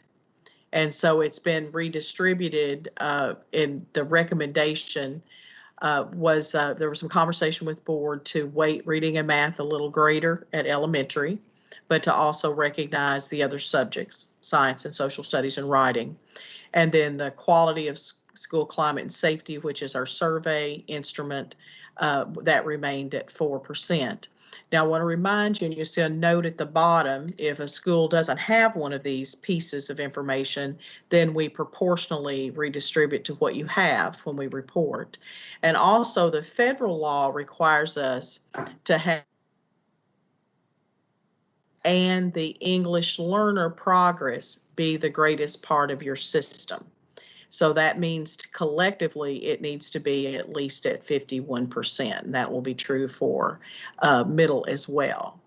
So one other note on the weights, you'll notice that the elementary schools and middle schools have different weightings. That's one of the feedback that we got from the Kentucky Board of Education, that they wanted to see the elementary weights different from the middle. So you'll see that on the next slide, the middle school recommendations. One of the other conversations with the board in November was they really liked a greater emphasis on science, social studies, and writing. And so we've attempted in the proposed weights to do that. Within that limit, we have around federally what has to be the largest percentage. So in middle, it's the same as elementary. Your reading and math level, that what we have there is proficiency. Reading and math plus English learner progress has to be the greatest weight. At high school, it's reading and math plus graduation rate. So it changes up a little bit at the high school level of what the expectation is. So you can see there what is proposed. As we've gone to other groups, we have had a little bit of conversation come up in SCAC as well as DAC advisory that at high school, they would like to see the separate academic actually go up a little bit more. And that would mean you would probably have to reduce post-secondary readiness based on where the federal requirements are. And I think our next slide just kind of puts all the weights together on a single slide, doesn't it, Jennifer? Yes, it does. Okay. So this is where you can see them all together. So let's kind of pause there and see if you have some ideas or concerns, recommendations that you'd like to get on the table for the board around how to weight the system. And again, this is where we put all the indicator performance together. And so that does the combining of status and change at the indicator level. Then when we know how you did on an indicator, we put it together with an index to help get that overall color. And the overall color, again, doesn't have a change in status because that's been done at each indicator level. It's just a straight, what is the color combining this with the index.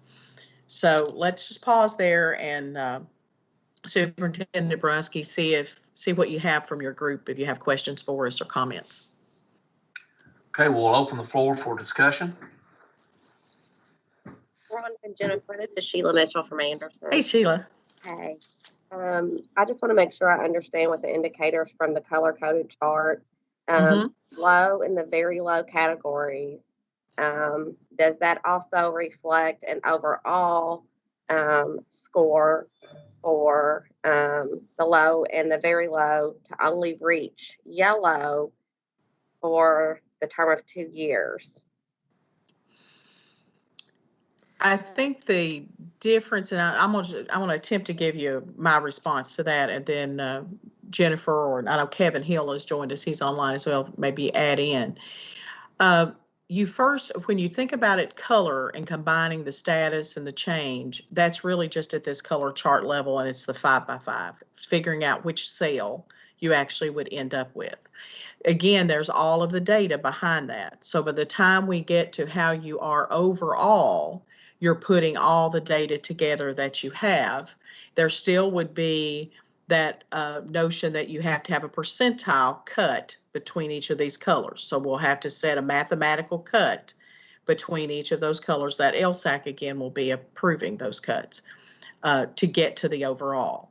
So in the end, you have, an overall would be potentially red or potentially blue or somewhere in between. So the combining only happens once you get to that overall score.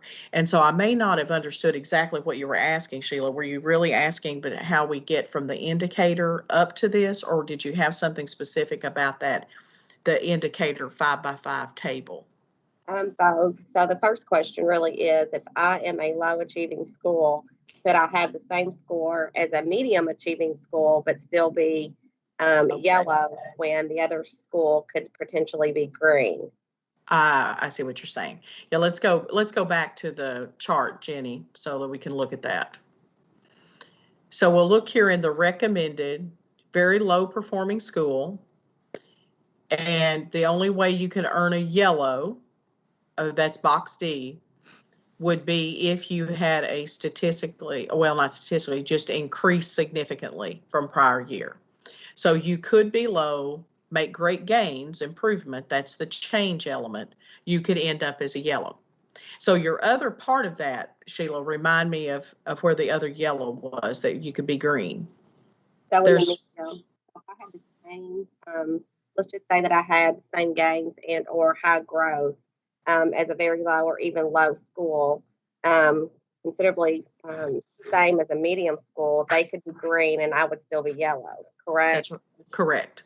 Because in order to be green, to enter the green status, it's medium in the current year, that's your current status, and you would have at least had to have some increase from prior year.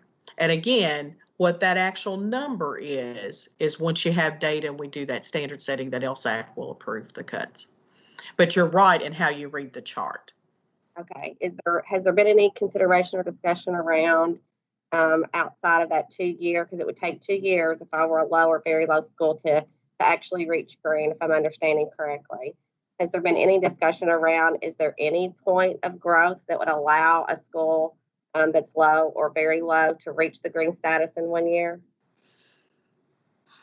I don't think there has exactly that way.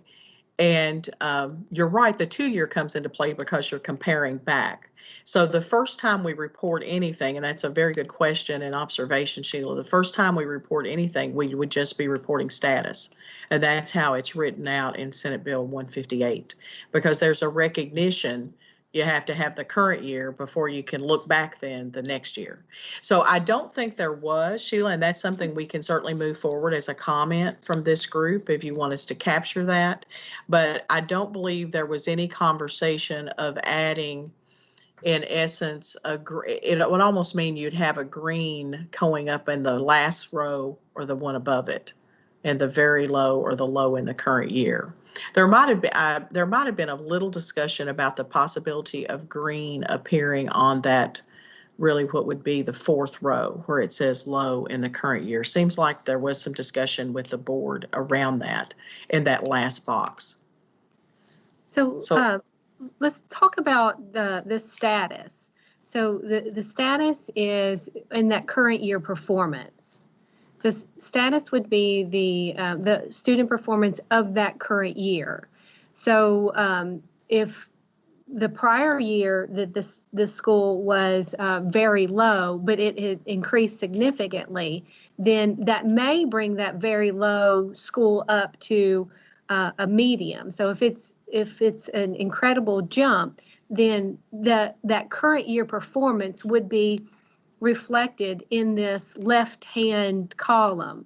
So if it's statistically, I guess it would be statistically possible that you would have a very low performance in the prior year and jump up to that current year status, and then that increase from prior year could be increased significantly. So yeah. I think that combination of the current year and the prior year would be reflected. So Jennifer, you're saying that maybe in your current year, you really leaped to a medium because you showed so much improvement from the year before. So you're reflecting the current year on the medium row. So there you do have some green possibility. I just think it's very low in the low school districts to have that opportunity to potentially, especially if there's a medium district that has the same growth, to have the potential for green that the other school districts do as well, the low and current as well as the very low. It's the same equivalence in growth. So Sheila, if I kind of tried to capture your thinking in a recommendation, are you saying that on the column where it's low in current year and we go over to increase and increase significantly, that maybe that increase significantly box might turn to a green? So the box above box D? If it's significant growth, and again, I don't know what the cut scores are and how that would be. Right. But if they are comparable, it would appear that would be just a penalty or a negative or an impossibility for a school district to achieve when they work super hard and have accomplished. They ought to be rewarded for that potential growth, especially if it's similar or the same or even higher than a medium school district performance. Okay. That's a good takeaway feedback there. Rhonda, also, is it the same for the overall or is it the same? When you get to the overall, everything's already been put together in terms of status and change. So when you get to the overall, you're really just looking at what is that combined amount, that the value, the number, when we put everything together in an index. So, in the past we've had index numbers like 70, 80, 60. It would be looking at what at the overall, the last number when you put everything together, and then you would draw the cuts for those colors along that. So you would no longer consider status and change once you move from the indicator, because it's been put together at the indicator level. So it is very important for those individual indicator scores then. Yeah, I think so. I think so, because that's where it puts that together, and then from where it's put together there for reporting purposes and the numbers, then, you know, it's more like what we've done in the past where everything gets combined, and then you set the cuts for what's a blue school, green, yellow, orange, and red. And that's a very important note because you're not going to be able to put together the colors.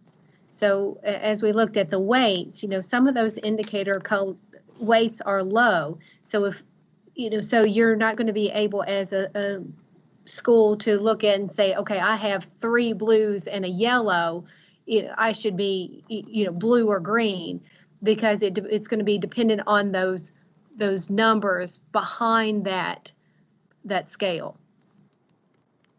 Well, I also think too with the indicators, with the TSI and CSI classifications, you're still getting that piece in there and giving the opportunity for a change in color to show the growth and or the progress of the school.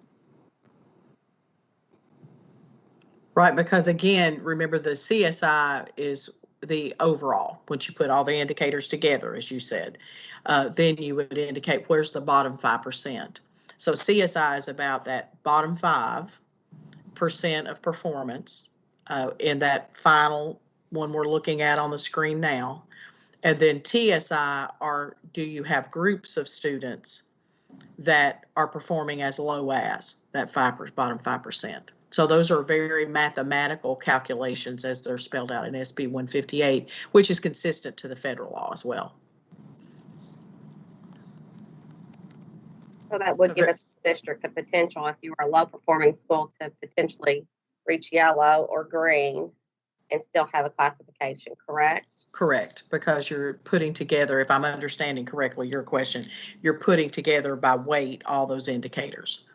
So there is still potential as you combine everything, because you're looking first at the indicator, then you're combining everything like we've done in previous systems. But that bottom 5% is identified once everything is combined. Thank you. Good question, Sheila, and comment. Rhonda, could you go back to the one sheet that has the breakdown for high school, please? Yes. Jenny is our master person here with the PowerPoint. So when we look at post-secondary readiness at 20% and or graduation rate, and there's, you had mentioned earlier that there was some possibility there to do some things differently. The issues that I've always heard from a high school principal is we put a lot of our eggs in that basket of getting kids ready for college and career readiness. And I guess I'm wondering, because when you look at the values, is there a possibility to shift a little more percentage of accountability to post-secondary readiness, regardless of if that's college, career, or something like that? That's what I'm asking. Sure. I think there is a little potential for the board to put some movement there. You know, as we've gone to other groups, the only feedback that's really come back to us has been mainly from people in the district assessment coordinator role, either as DAC advisory or part of SCAC. There was a desire to increase the 20 that's separate academic, where it's science, social studies, and writing.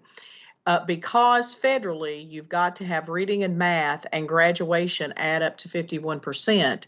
That means, you know, if you reduce reading and math, you've got to increase graduation rate. So those two pair together.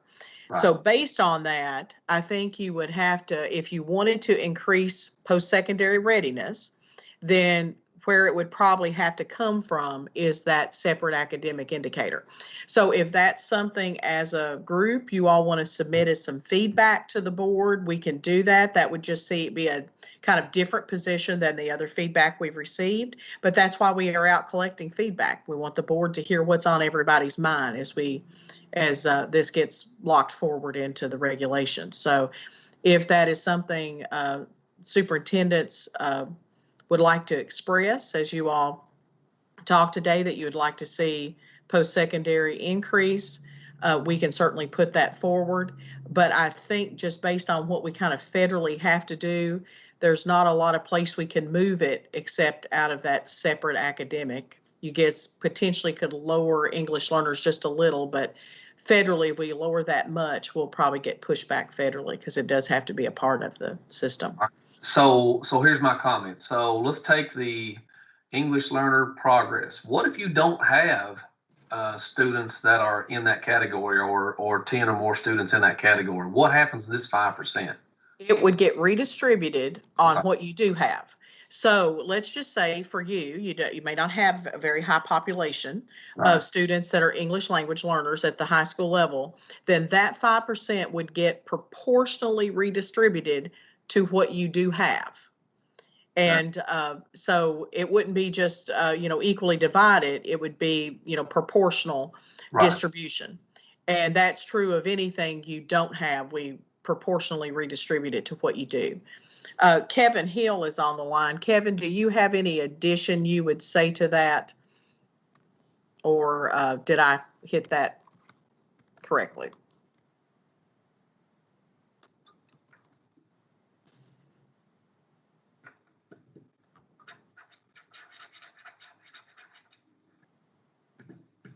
Kevin may be having some trouble signing on there. So, but I'm quite sure we've expressed that correctly.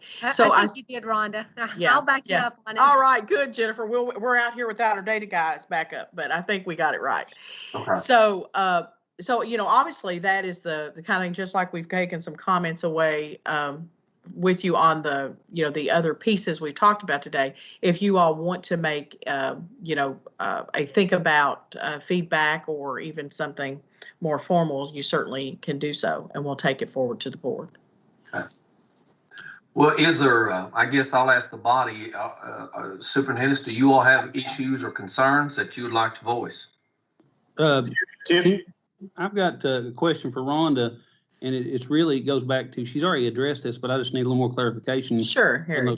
Around those cut scores. Will the cut scores for each indicator, are they going to be based on a percentile like the overall cut scores were? I know it has to go through the process, and we've got to identify what they will be, like we've done each year.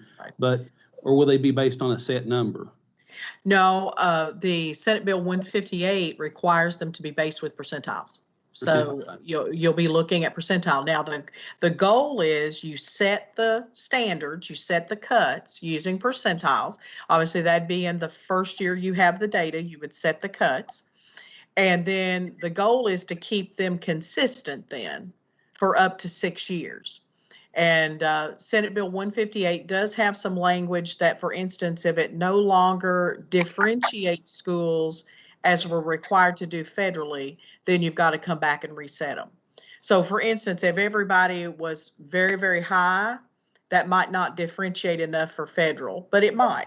So that's the only little caveat that's in Senate Bill 158. So, but it does require we use a percentile rather than just the notion of a set standard that we are to look at where current performance is. Okay, and just for my clarification, moving forward, what are we talking about?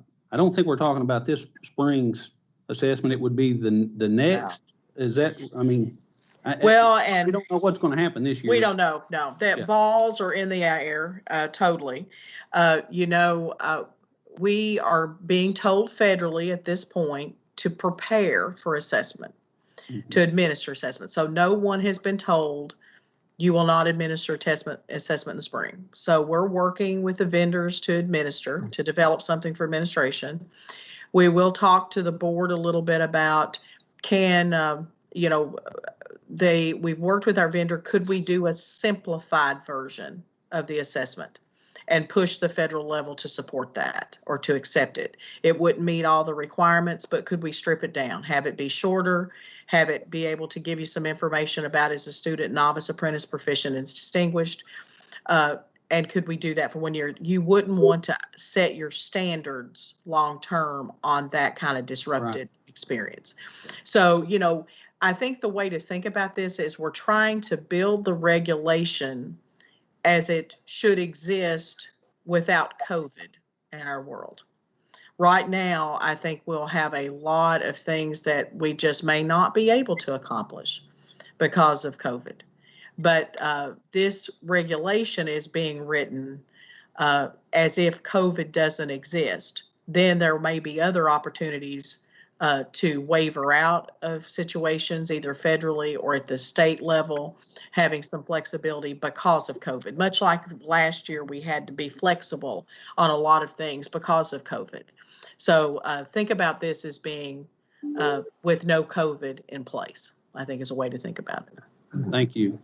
Thank you, Harry. Rhonda, this is David Raleigh. Yeah, David. Just a quick question is, so I heard you say that the board wanted the elementary weights to be greater for reading and math. Is that right? There was some conversation around that. There were a couple of board members that expressed that. Again, the board has not voted on these at this point. They'll discuss that in December. So we did propose a solution that showed more reading and math at a higher weight. But again, if you would like to raise a feedback on that or a concern, please do so. No, I'm okay with that in the elementary. I guess being a former middle school person, I'm looking at this that other than that one point that you know meets the federal regs, that reading, math, social studies, science, writing are all almost weighted very similarly. And again, I'm okay with that, with the exception that reading and math is tested every year at every grade level, and you know, science, social studies, and writing are not. So I'm just wondering if there's any possibility of maybe getting reading and math up a little bit where it's the same as elementary. But I think I heard you say that the board wanted elementary to be different. So just a point of discussion. No, we'll capture that as feedback. That's good feedback, David. And I think we've actually had another group who kind of mentioned the frequency of testing as well. So a good point. Thank you. You're welcome. Thank you. All right. Anything else on the weights? Hey, Rhonda, this is Tom Cochran, Johnson County. Yes, Tom. Just want to throw into what David just said. Have you had a lot of or any feedback about the elementaries and the separate academic indicator being tested again, just like you said, only one time? Right. We've had our district assessment coordinators have kind of expressed the same thing that David just did, that the frequency of testing, maybe they shouldn't be as great. So again, we will take that feedback to the board as well. Okay, thanks. Yeah, thank you, Tom. Hey, Rhonda, this is Dave Cox. How you doing? Hey, good, David. How are you? Doing good. Hey, I'm going to make my annual plea here that the discussion you and I have almost every time we change paths on this accountability road is for opportunity and access. I think that that was an idea championed by Dr. Pruitt, years ago, and it really seemed like it had a lot of possibility as far as giving districts a chance to showcase things that they're doing in their district, and an opportunity to maybe take some disenfranchised kids and highlight some of the things that they're doing. And I guess, some of these things that other than, and I'm all about test scores, and we do okay there with that, but I guess the issue that I've got is there's a lot of things going on in our schools that are not measured. And most of these, there's a lot of these kids that's the most important thing to them. And I'm going to keep saying this as long as you keep asking questions, because I just think it's an opportunity we're really missing. I know it's somewhat subjective, but I think it's a very important way that we can show and share educational programs with other districts. And I think it would have a tremendous, and I'm really concerned about what's going on right now, but a tremendous impact on morale in our districts. I think, when you start sharing things like ATCs, drama, ROTC, whatever the things that all of our districts are really good at individually, I think those are some things that we need to figure out a way to do that. And I guess my justification, and I think about this stuff all the time, I'm crazy, I guess, but the justification for me is if we can assign 4% of our accountability to safety and school climate surveys, why couldn't we bump that up just a little bit, add opportunity and access in there, and use this as an opportunity to share great programs between our state, help our morale a little bit, and really, I think just maybe empower some of these kids who aren't great test takers, but help them feel like they're a part of this process. I apologize. I know you've heard this No, sermon David. 10 times, but I'm going to keep on preaching as long as they let me keep coming to these meetings. I just think we're missing a great opportunity. No, I appreciate the comment. And we'll capture that because there has been some discussion, I think, around that, David, and a little bit. And there, we started this idea of a track 2 and 3 to talk about what the future ought to look like in assessment. And there is Representative Bowenjowski and a colleague has filed a resolution pre-filed in the legislature. And one of the pieces is sort of talking about opportunity and access again. So I think the conversation is still there and alive. I do think we'll need to do some work. We ran into issues with it in the past that it had some measures we just couldn't do the data collection on. So I think I don't keep, you keep bringing it forward because I think there is opportunity to talk about it and try to work something out as some things move forward in the future. Well, I really appreciate that. And I think that if you spoke to any superintendent on this panel or any panel across the state, I really think that they could share things with you about their district that we could learn from. And it doesn't, assessment doesn't always have to be about black and white numbers. We fortunately assess our kids every day in the classroom just by asking questions and looking at when we get back in school, that is, looking at the look on their face. Absolutely. And, those are some of the most important things that we can do. And I just think that we're missing a great opportunity. Again, I appreciate you listening to me and letting me vent just for a minute. That's very much appreciated. Thank you, David. I appreciate your making the comments. So if we, I know we want to be cognizant of the time here because you've got a few more things on your agenda. Let's move forward to the next slides. I think on this one, Jennifer, do you want to just give them a very high level English learner progress? Because with this one, we don't really probably need much feedback other than a quick thing. The progress on English language proficiency is going to be a little bit different than the other indicators. We've talked multiple times today about status and change. For status, again, for the other indicators, it'll be that current year performance.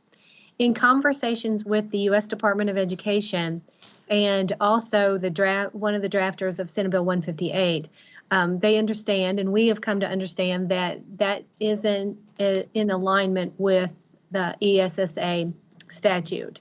What they're looking for in the progress on English language learners is the fact that there's a comparison by student for individual students on that English language proficiency exam from the current year to the prior year. So we want to make very clear and so that everybody understands that for this indicator alone, for English progress in English language proficiency, status will be actually growth on individual students in that comparison from the current year to the prior year. Now for change, that will remain the same as the other indicators in that it'll be a school look and that performance on student growth from one year to the next. So again, just want to make sure that everybody understands that for progress on English learners, the status is going to be a little different than the other indicators. And Jenny, you'll go on. Oh, go ahead. No, I was just going to say, yeah, that is a federal requirement. So just some background for you there. Yes.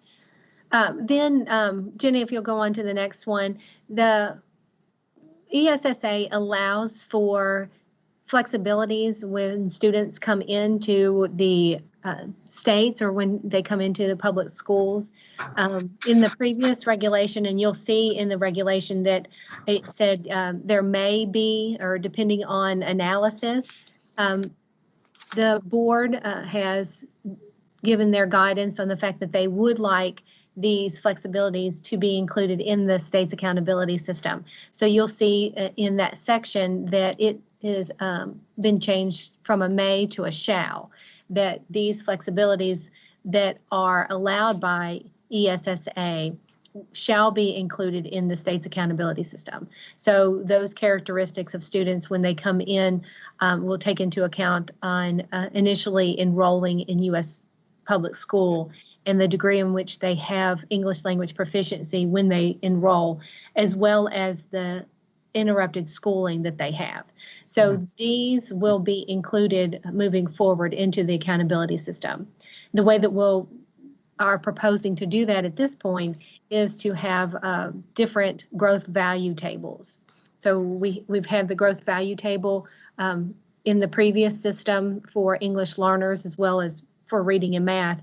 What we're proposing to do is to create different growth value tables depending on these students so that those numbers would be slightly different from the growth value table used for the other students in English language progress. And so you'll not see those value tables in the regulation itself because that'll be part of that negotiation process with the federal level. But the board is committed to having that flexibility, and we think that our superintendents here and LSAC would probably be in agreement that we should seek all the flexibility we can if you have English learners.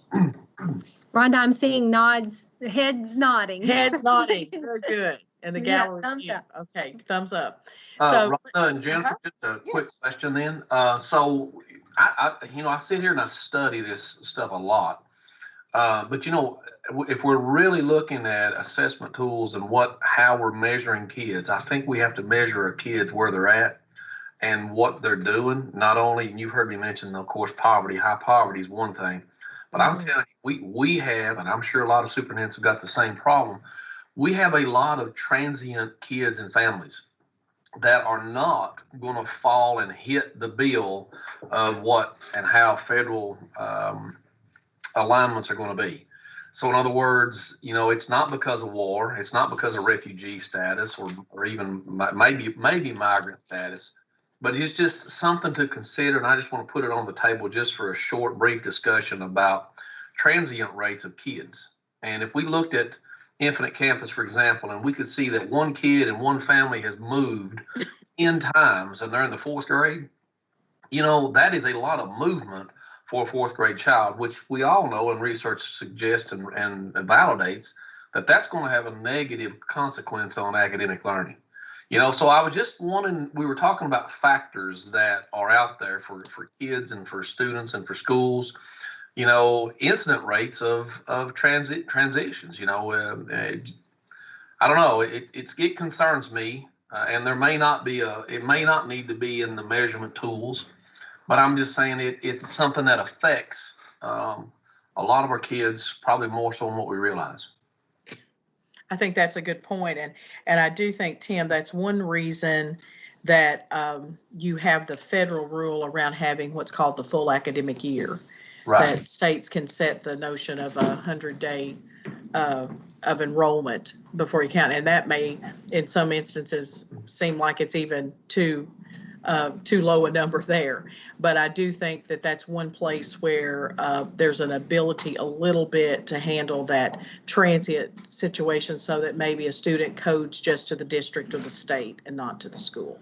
Well, that would be my recommendation, just as a superintendent that's been in this for a while now. But if we looked at the 100-day rule at the state level without it being part of the accountability metric that you've got worked up here, and if those days were to go from 100 to 125 or whatever arbitrary number may be, but you got to think about it for holding schools accountable for kids. It is a struggle in Eastern Kentucky, especially for kids that are moving very frequently with their families, and or not only their families, they're moving within the community, but they're going from home to home, a parent to a grandparent to an aunt, uncle, friend, and even our homeless kids. Right. I just want to, if we could capture that piece somewhere in moving forward, I feel like that I've at least done my job for the day. Okay. We'll take a note on that. Okay. Okay, thank you, Tim. Thank you. All right, so let's go ahead and move forward. Okay. We had a lot of head nods on that, and let's get to minimum in, because I think you'll have some opinions here, because this is something we've talked about before. And so what is going forward as a recommendation to the board, and I'll go with a little background to say that the number, a minimum in refers to the number of students in a group you must have before we would include those students in accountability and in some cases in reporting. Now, Kentucky has always used the same number for reporting and accountability, but whatever number you choose, it's really sort of a sliding scale between, do you make the numbers more reliable by having a higher in count, or do you make them more inclusive of your kids with a lower in count? So you're kind of, if you think about that as being kind of a teeter-totter, or the idea of a balance, you're trying to balance those mechanisms. So the federal level will allow states to set a minimum end of 30. And so what we are proposing to sort of lean a bit more on our balance toward reliability and a little less to inclusion, we're proposing that we move the minimum in to 30 per school. And now the way we report, that's school level. So for instance, David Cox has a K-12 situation. So he gets a report for Corbin Elementary and Corbin Middle and Corbin High, but maybe parts of those are in the same building. So we're talking about a per school, per level, per student group. So instead of doing sort of a 10 count, we've always used 10 in the past, by grade, we're suggesting it be 30 for the indicator by level. But we do believe that for transparency, we need to continue to report 10 in the school report card. It's just information. But for accountability, moving that up to 30. So I think our next slides might be some examples of how that would work. And Jennifer, do you want to describe the examples here for folks, and then we'll get their reaction on the in count? Sure. As Rhonda mentioned, we're recommending the 30 total students per school or student group to be included in accountability. And so we've got this example. Our examples are elementary, but you could take the same and think about it for a middle school that's 6th, 7th, and 8th, and then high schools for 10 and 11. Because those are the grades that there are assessed. So in this example, we've got a school that's an elementary school for reading and math. So this would be the state assessment results in reading and math. And in this example, above the line, we have students in grades 3, 4, and 5 that the grade 3 has 5, the grade 4 has 10, and the grade 5 has 25. When you total those total number of students up, it clearly exceeds 30 students. So the indicator of state assessment results in reading and math would be included in accountability. Below the line, you would see that grades 3, 4, and 5 as a total do not have the total number of students exceeding equal or above 30. So that indicator would not be included in accountability. The next slide is an example of, again, a middle school, but this time we look at science and social studies and writing, those state assessment results, because that is an indicator. So looking at grade 4, in the example above the line, there's 35 students, and grade 5, 5 students. So if you total those number of students up in the whole school, it would exceed 30 and would be included in the accountability. Below that, the line, this total number of students is for grade 4 and 5 would only be 10. So that would be clearly less than the total number of students, and that indicator then would not be included in accountability. And therefore, that weight for that indicator would be proportionally distributed amongst the other indicators. So that's kind of how that would work if we went to this whole school idea of looking at total number of students in school, where we had been looking at students by grade. A little difference there in the number of students and how we would look at the total number of students and whether or not to include that student or group in the accountability system. So let me pause there and see if you have questions or comments on the recommended in count of 30.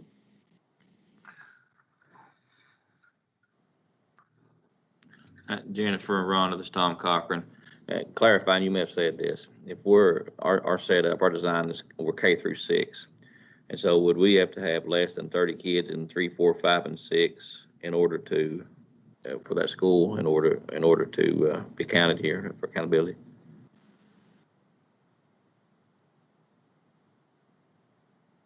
Does that make sense? What I'm asking? Yes. It does. Go ahead, Jennifer. So we report by level. We report by level.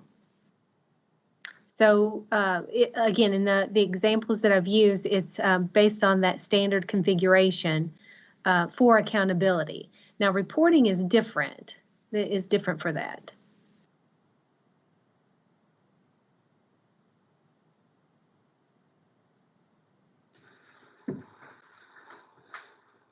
So it may be helpful. Let's go back here just a second, if you don't mind. So currently, where we're at right now with the number of 10 students, can you explain that, and then we'll jump into how it compares to the proposal of 30 students? Sure. Jenny, if you'll go back one slide, I think it'll be easier if we look at 3, 4, and 5. So again, you can take this into a middle school or a high school example. What we are currently doing is we're looking at each grade level and looking at 10 per grade. Wow. So in my example above the line, and that's the reason we put this example in there, is because currently the grade 3 students being below that 10, it would kick out this indicator so that there's not that threshold of 10 per grade, because you would see that above the line, the 3rd grade doesn't make it because of it's less than 10, but the 4th grade and 5th grade is clearly above 10. So in our current measure, it's 10 per grade. Right. And this one, in this example, it would not be included in accountability. With the total number of students looking at the whole school, then with this example, it's 40 students, which exceeds the total number of students. And then that would be included as an indicator. So that's a very good comparison between what we're doing now and what the proposal would be. So, for example, if I had a subcategory of special needs students, right? The way our system currently is set up, it would be 10 per grade level, correct? Correct. Okay. Correct. So how would that configuration be changed with the new proposal? You would not count by level, only you would look holistically at the reporting level of the school. So I would look to see if I would add together the number of special needs students I have, and do I have 30 in my elementary level school, in my middle level school, and high school. And I keep saying level because we report by level. So if you're a K-8 school, you get 2 reports. But we'd look at your elementary level and your middle level. I think where you see the biggest difference, and this may be one reason that the question is coming forward, at elementary, because we're testing reading and math every year, even as we're doing 10, it gets pretty close to a 30 count. Where this is really different is at high school. So at high school right now, we're reporting 10 at a level, and we're testing grades 10 and grade 11 in high school. So now I would need, for reading and math, I would need 30 students in the high school level. And I would need 30 students in order to report science and social studies and writing, those 3 combined. Or I would need, for each of those indicators, I would need 30. So I think where you see the biggest difference are either in the grade levels where we test one tested time, just like the one science, the one social studies and writing, and at the high school level. Where we're testing reading and math annually, there's not a huge difference as we look at 10 and 30. There's a little bit, but not a huge amount. And I know Kevin was on earlier, but had trouble with his microphone. So I don't know if he's if he is and he wishes to add, just step right up, Kevin.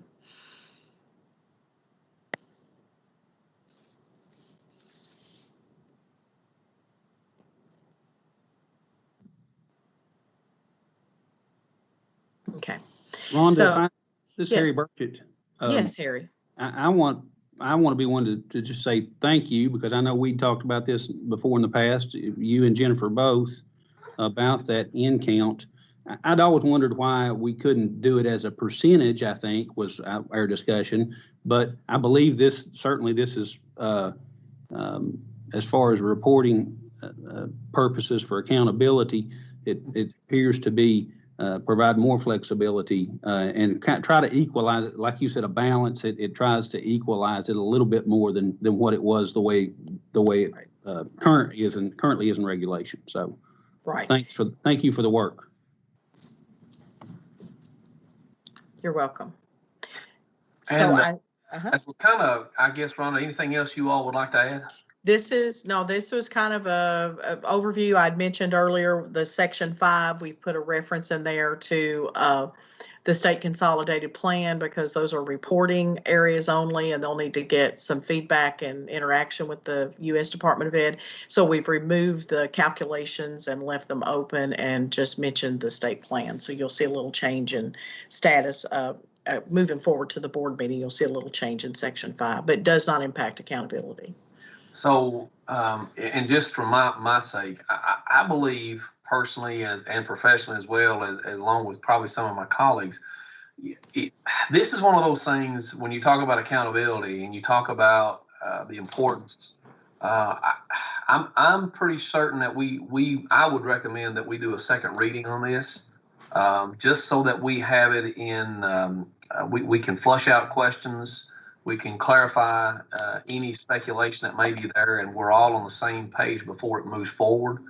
And that would be a recommendation that I would make, just to kind of set the tone, make sure everybody understands before we move forward. And then the frustration sets in whenever there's miscommunication or there's misinformation, or there's just, whether it's, we do this all the time with so much information, just trying to minimize that the best we can.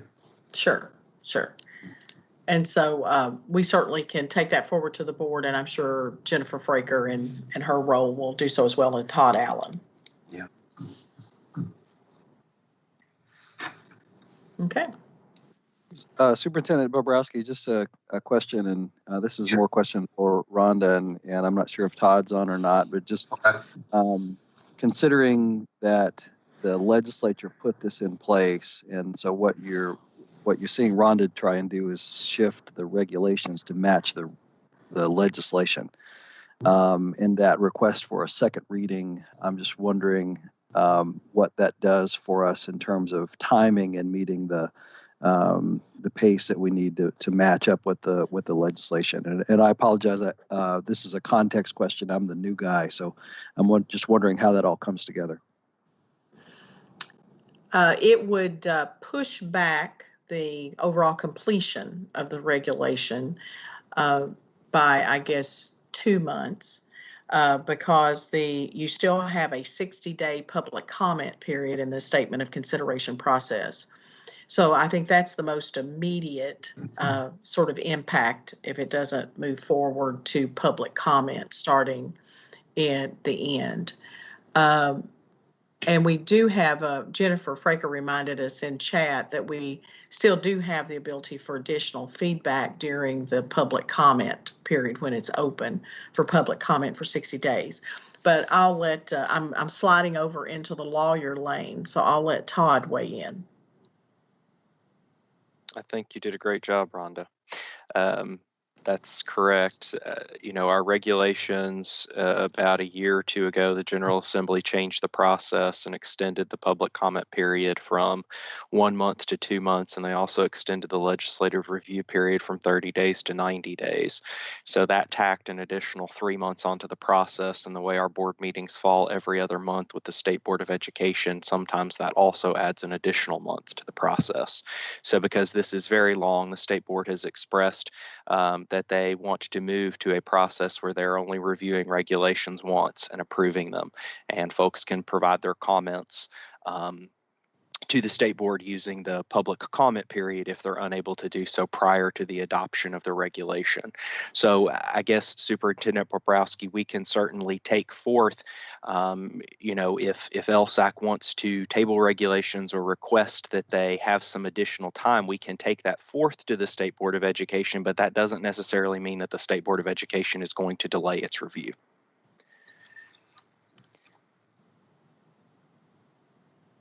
I will shift comments back towards my colleagues to ask their direction and what they would like to see happen.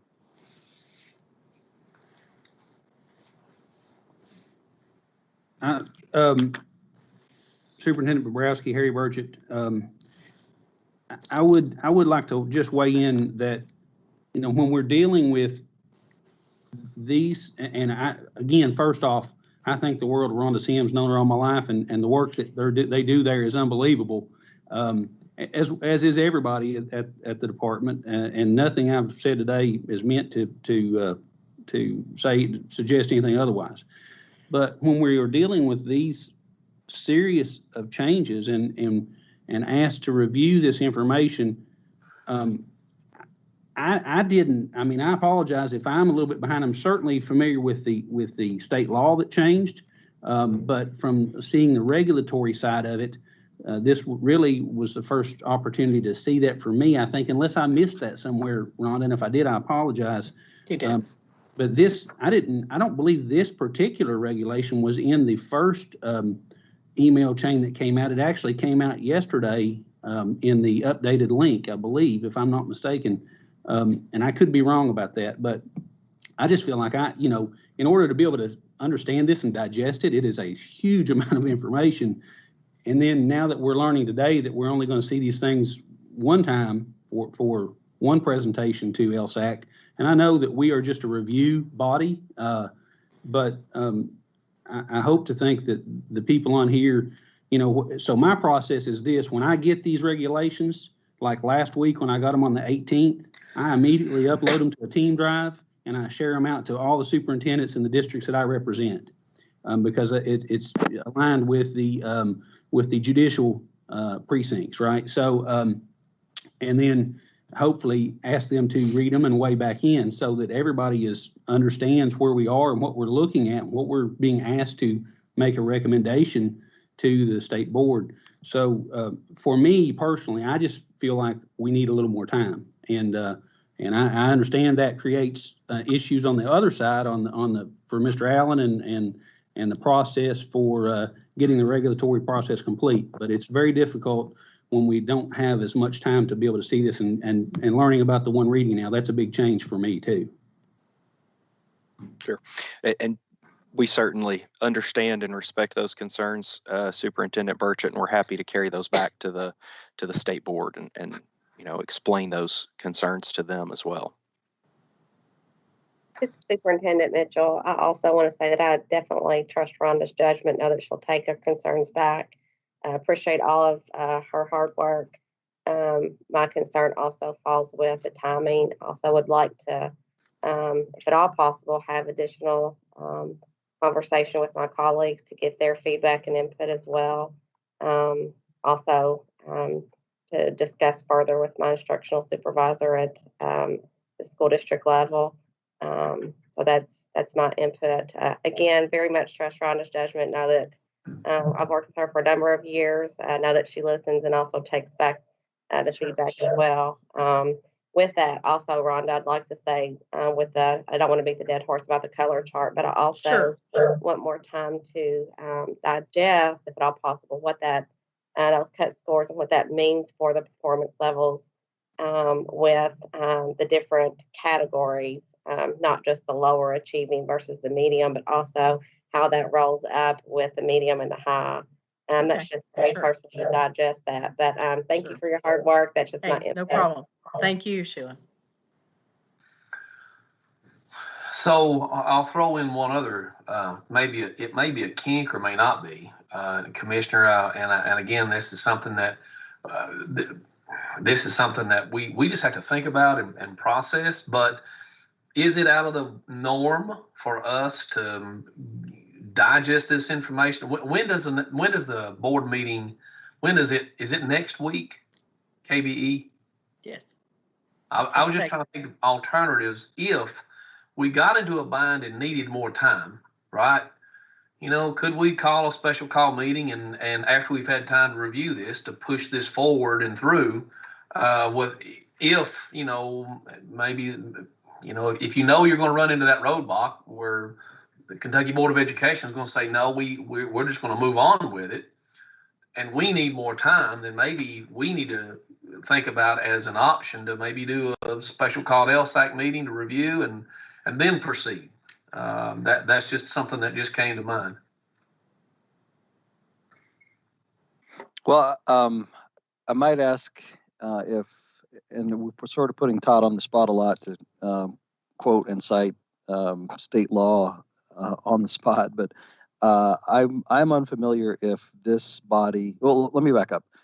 Having a review committee in advance of the state board is an unusual configuration. It's a good configuration because it allows local superintendents as representatives of local districts to provide input to the state board before you get to the point that the state board is actually enacting policy. So I think it's a good governance structure. However, it's also unusual in that it creates sort of a double layer of governance that we have to process through. I'm unsure if the LSAC is set in statute. How often is your frequency set in statute, or can you set your own meetings and timelines?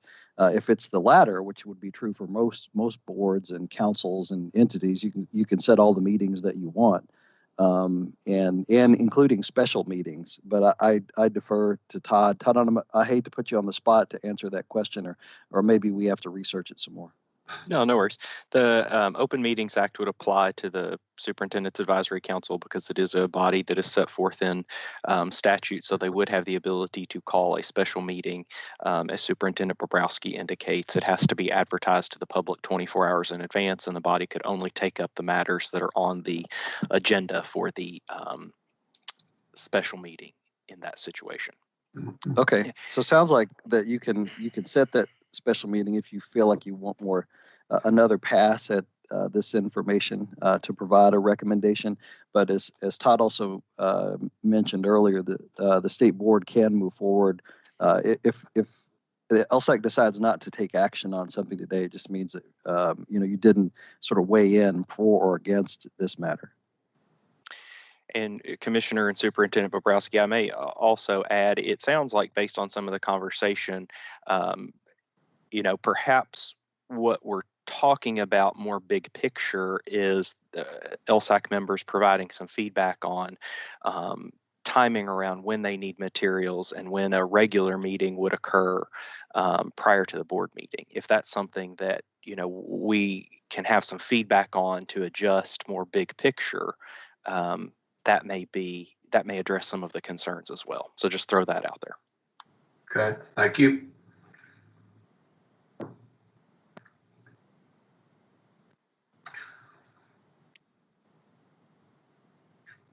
So may I ask when the Kentucky Board of Education's meeting is currently scheduled? December 2nd. Okay, which is next Tuesday? That's right. Oh, wow. See, so now we're kind of in that, yeah. So you'd have to meet you'd have to meet Monday, probably at the earliest. And of course, Thanksgiving is Thursday, and probably a lot of folks are not even working tomorrow. So that does kind of complicate things somewhat. But again, as chairman, I will represent the body in the process of information as we move forward. So I want to hear from the local superintendents as to what is your favor. Chairman, this is Russ Tilford. I'm a little concerned with the change in moving from one reading to two.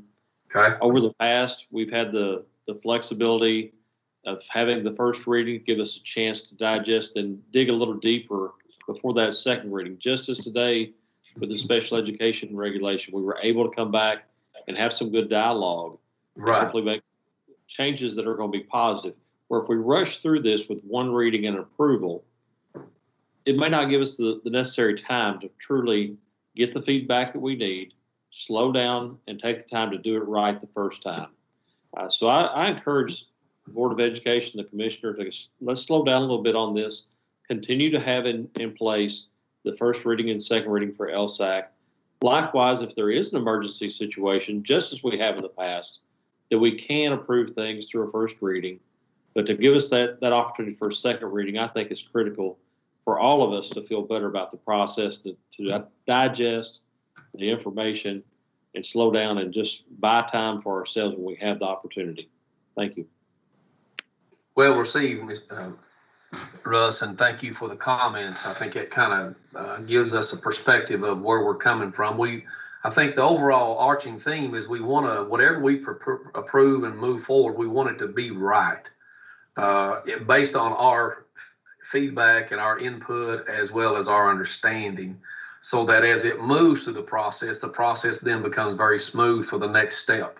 I think everyone probably around the table would agree with that. And I would like to, kind of, if we need to have a second reading, I think that's probably what we need to really consider, especially when there's uncertainty about a topic. But again, I will kind of defer back to our body and ask what is, if that's what you all would like to do. And let's say that we leave today's meeting with, in the minutes as it moves forward to the Kentucky Department of Education, that there is enough concern there, superintendent's level, documented and noted, so that if their meeting goes on as scheduled and we don't have a second reading beforehand, they at least know that we're reviewing it in more detail.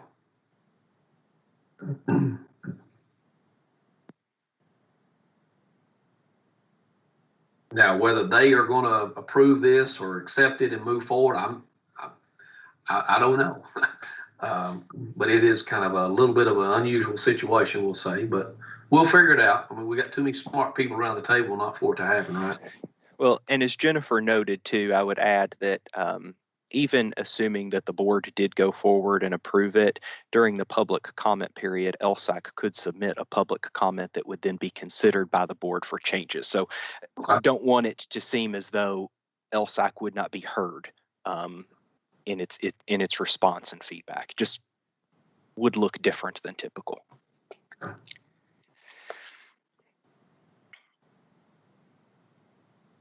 Let's open the floor for emotions. We can move forward because it's getting close to lunchtime for me.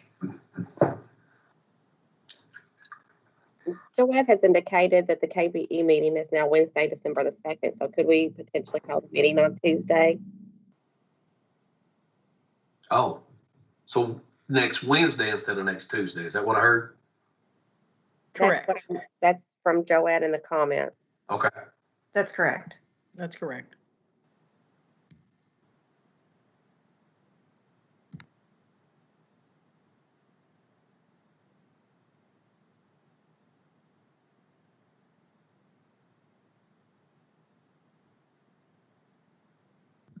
I'll step forward and make a motion that we table the regulation and call a special meeting on Tuesday, December the 1st, I believe it is, for the purpose of coming back to this regulation so we can, as a body, give a favorable recommendation or not to the State Board of Education.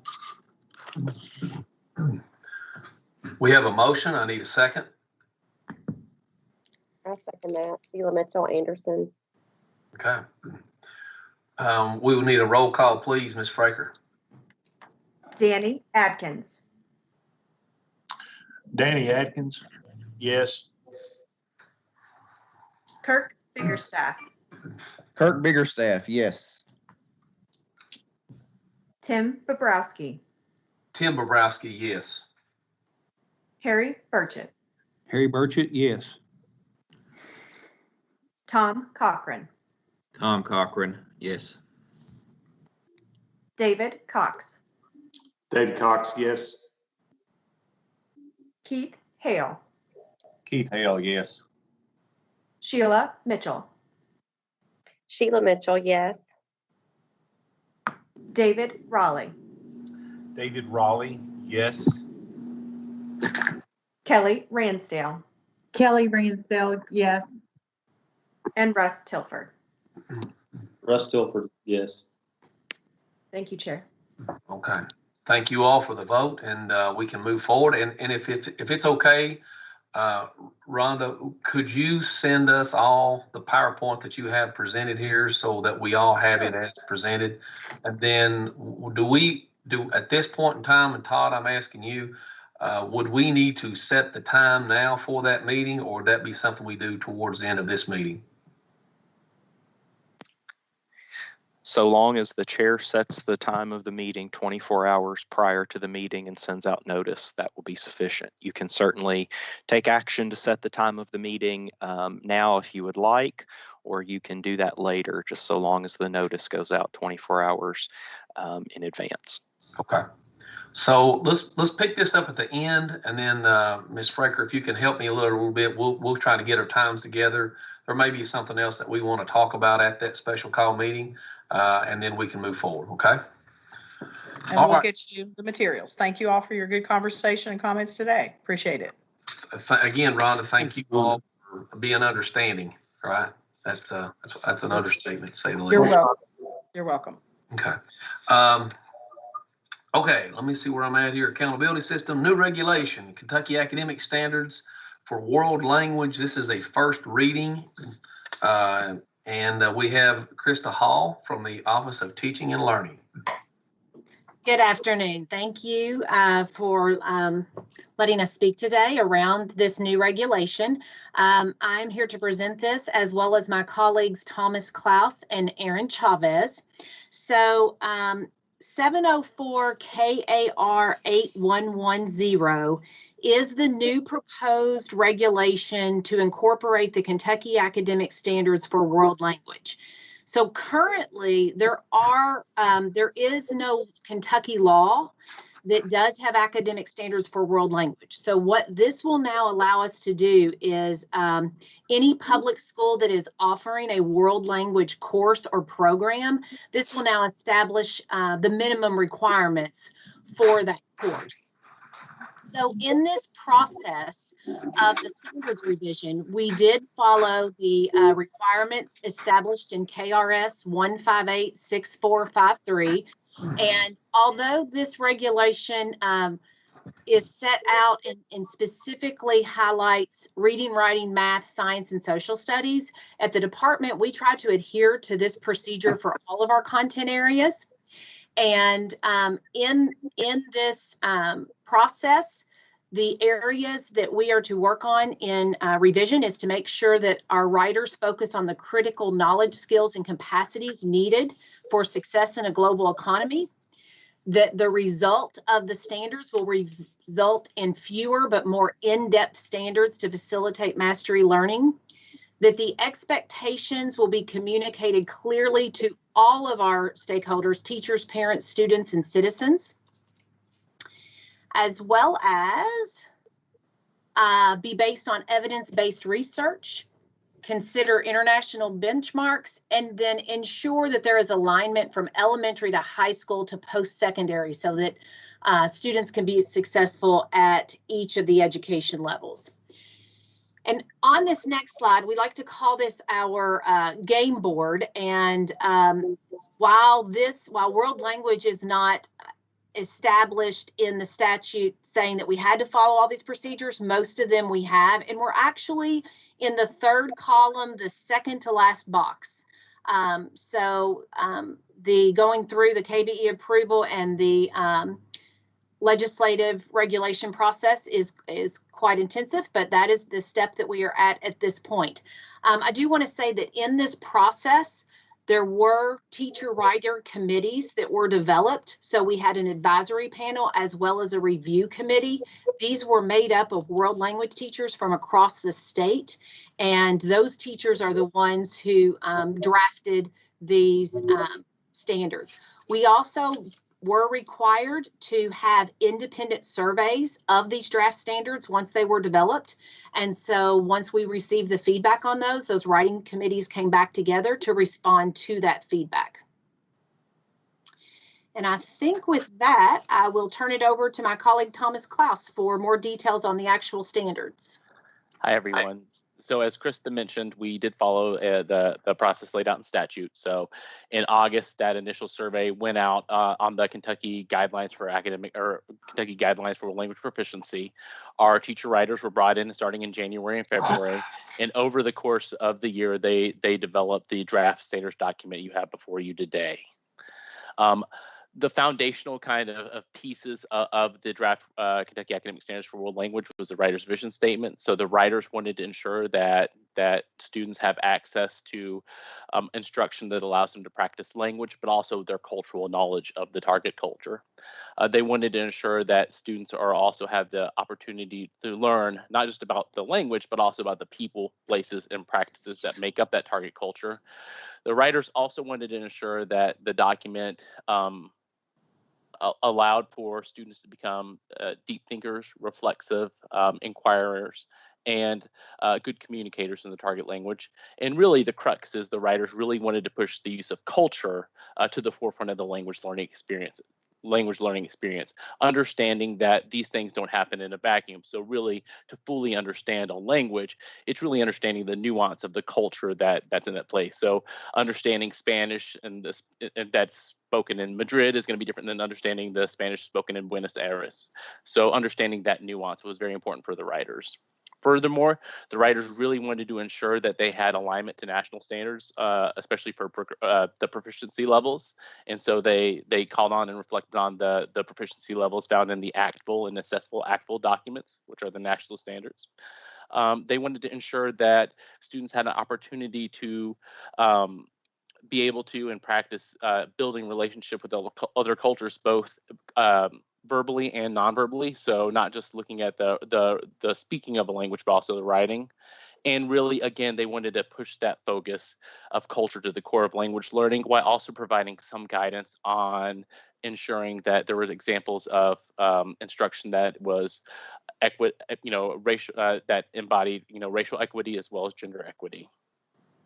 Furthermore, students wanted to ensure that, or the writers wanted to ensure that the sample learning targets captured other pieces of language learning, including connections, comparisons, and communities. And lastly, the writers really wanted to ensure that throughout the document, there is congruency with the American Sign Language standards. So you will see things in the document such as viewed, signed, or signaled. I will turn it over to my colleague, Aaron Chavez, who will do a brief overview of the architecture of the standards now. Thanks, Thomas. Okay, so I know the font is super small, but we just wanted to highlight and give you all an example of how to read the actual world language standards. The writers really wanted to ensure that there were key components in this draft document, and so you have the goal areas really focused around intercultural communication and communication. Then it goes into the standard as well as the mode of communication, whether it's interpersonal, presentational, or interpretive. And then they also wanted to include guiding questions just to ask themselves and to be able to ask students to make sure they're hitting those proficiency benchmarks.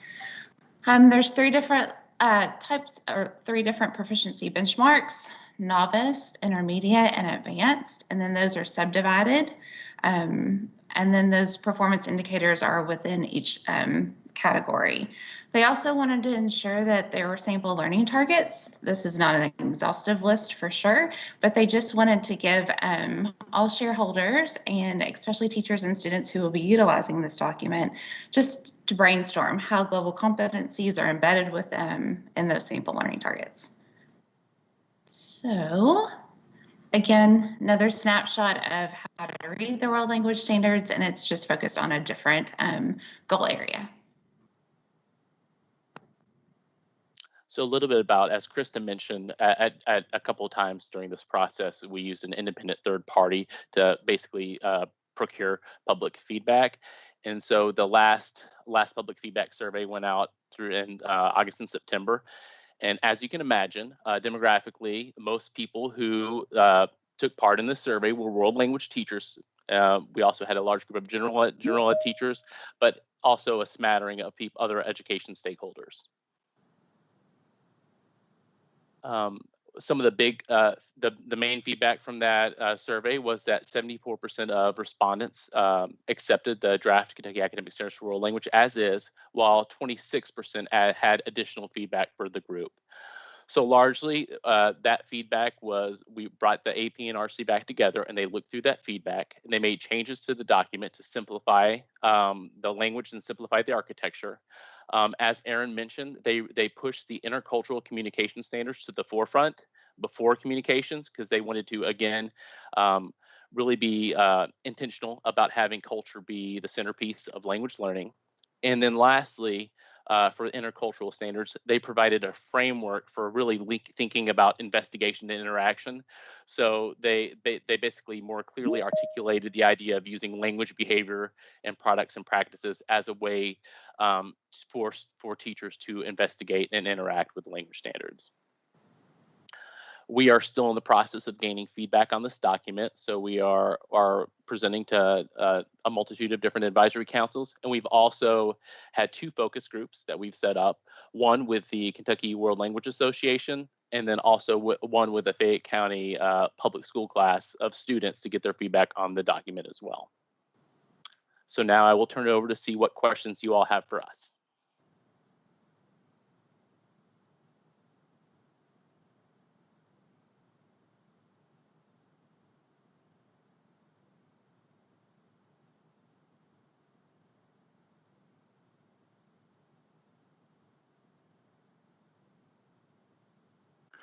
Sue Bobrowski, you're muted.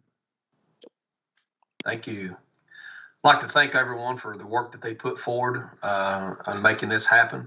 There's been a lot of expertise around this topic area that probably is not a strong suit for a lot of us. But again, I want to thank you all for the work that you've done. Any questions, concerns, or discussions from the body at this time?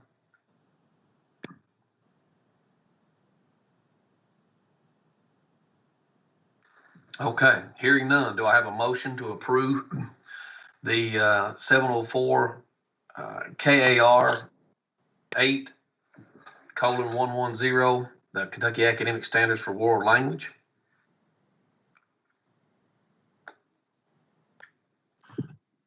Kelly Ransdell, motion to approve. Thank you, Kelly. I need a second. Russ Tilford, second. Thank you, Russ. At this time, we'll have a roll call vote. Danny Adkins. Danny Adkins? Yes. Kirk Biggerstaff. Kirk Biggerstaff, yes. Tim Bobrowski. Tim Bobrowski, yes. Harry Burchett. Harry Burchett, yes. Tom Cochran. Tom Cochran, yes. David Cox. David Cox, yes. Keith Hale. Keith Hale, yes. Sheila Mitchell. Sheila Mitchell, yes. David Raleigh. David Raleigh, excuse me, yes. Kelly Ransdale. Kelly Ransdell, yes. And Russ Tilford. Russ Tilford, yes. Thank you, Chair. Okay, at this point in time, we'll move to item 3 on the agenda of policy issues. And it looks like we have a waiver of Kentucky Tech Policy 08.5, flagging programs and student/teacher ratios. It looks like we have Mr. David Horseman and Leslie Slaughter from the Office of Career and Technical Education with us. Good afternoon and thank you. It's been a long morning for you all, and I will be brief. This is asking for a waiver within our Kentucky Tech policy program assessment protocols. And some of you may be familiar with our flagging process of programs that have low enrollment and may need to be considered for closure. Due to the unique circumstances that we live in now with COVID-19, we've seen enrollment in our technical programs diminished, and we feel like that this would not be a good time to be evaluating enrollment in those programs when we have such limited access so far due to the COVID-19. And I'd be glad to answer any questions if you need more information. Any questions or thoughts for Mr. Horstman today? David, this is Sheila Mitchell from Anderson. I'd just like to say thank you. Yes, ma'am. We felt like it would be really difficult for our ATCs and the districts we support. I agree. That's a wise move. So do I have a motion to approve the waiver of Kentucky Tech Policy 08.5? Superintendent Bobrowski, this is Harry Burchett. I'd make a motion that we accept Mr. Horstman's recommendation and waive Kentucky Tech Policy 08.5. Thank you, Harry. Need a second? Danny Atkins, I'll second. Thank you, Danny. At this time, we'll have a roll call vote. Danny Atkins. Danny Atkins, yes. Kirk Biggerstaff. Kirk Biggerstaff, yes. Tim Bobrowski. Tim Bobrowski, yes. Harry Burchett. Harry Burchett, yes. Tom Cochran. Tom Cochran, yes. David Cox. David Cox, yes. Keith Hale. Keith Hale, yes. Sheila Mitchell. Sheila Mitchell, yes. David Raleigh. David Raleigh, yes. Kelly Ransdale. Kelly Ransdale, yes. And Russ Tilford. Russ Tilford, yes. Thank you, Chair. Thank you. Thank you, Chair. Thank you. Appreciate all the information that you all have provided today. This time we'll move to item 4, which is question and answer. And I guess at this point in time, one thing on here we need to do is set a time and date for, or we have the date, but we need to set a time for our special call meeting.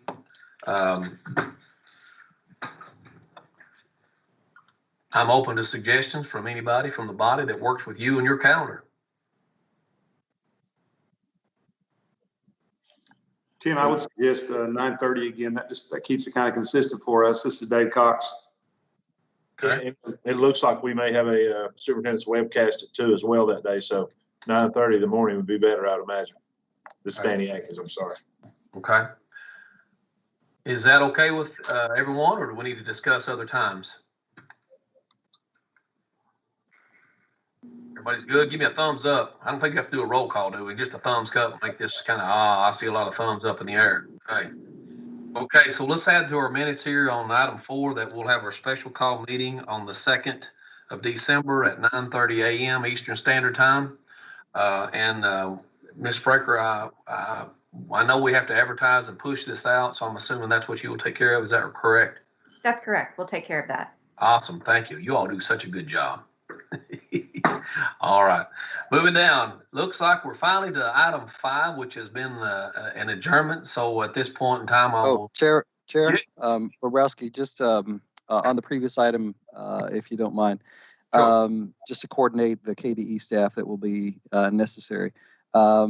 Jennifer, can you also send messages out to the leadership team that this meeting will be taking place? Rhonda, are you still on? I am. Rhonda, we'll need you to see if you can rearrange this calendars of your staff. Excellent. Thanks so much. We'll do that. We'll clear it, and it'll be Tuesday the 1st. I think I'm Tim sorry. might have said the 2nd. Tuesday 1st, yes. Yeah, Tuesday Okay. the 1st. 3 a.m. December. Okay, and I saw I have a couple of items. I'll work to get those rearranged so we can support this meeting. Also, Mr. Chair, if there are specific questions that the members of the committee have that we want to have answers prepared for, if we can have those in advance over, between now and the meeting, we'll work to have responses to all of those ready as well. And I'll take that responsibility on. So I will ask any LSAC member if you have specific concerns or issues that you want to have addressed. If you will push those to me by the end of the day tomorrow, then I will push those forward to whom, Commissioner? You can send those to Jennifer Fraker. Okay, Jennifer. Okay. Actually, let me think about that a second.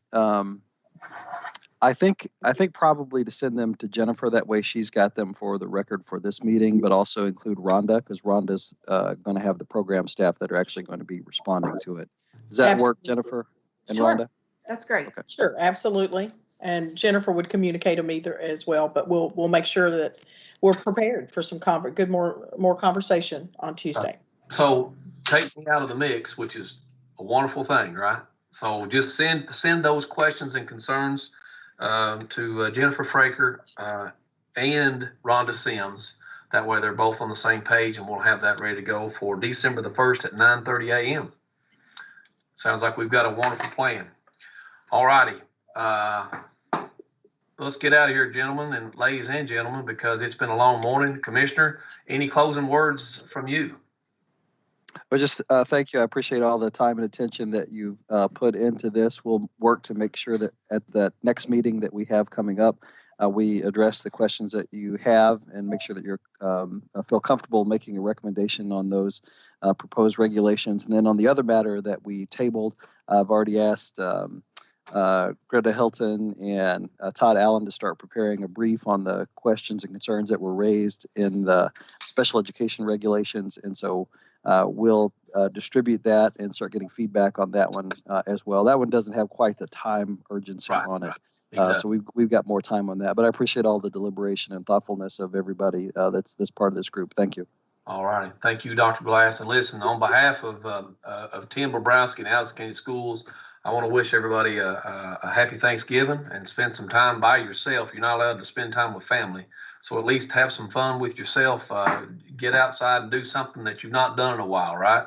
That'd be kick back and relax and not worry about school. How's that? So, but again, wishing everybody a happy Thanksgiving, and we'll see everybody next Tuesday at 9:30 a.m.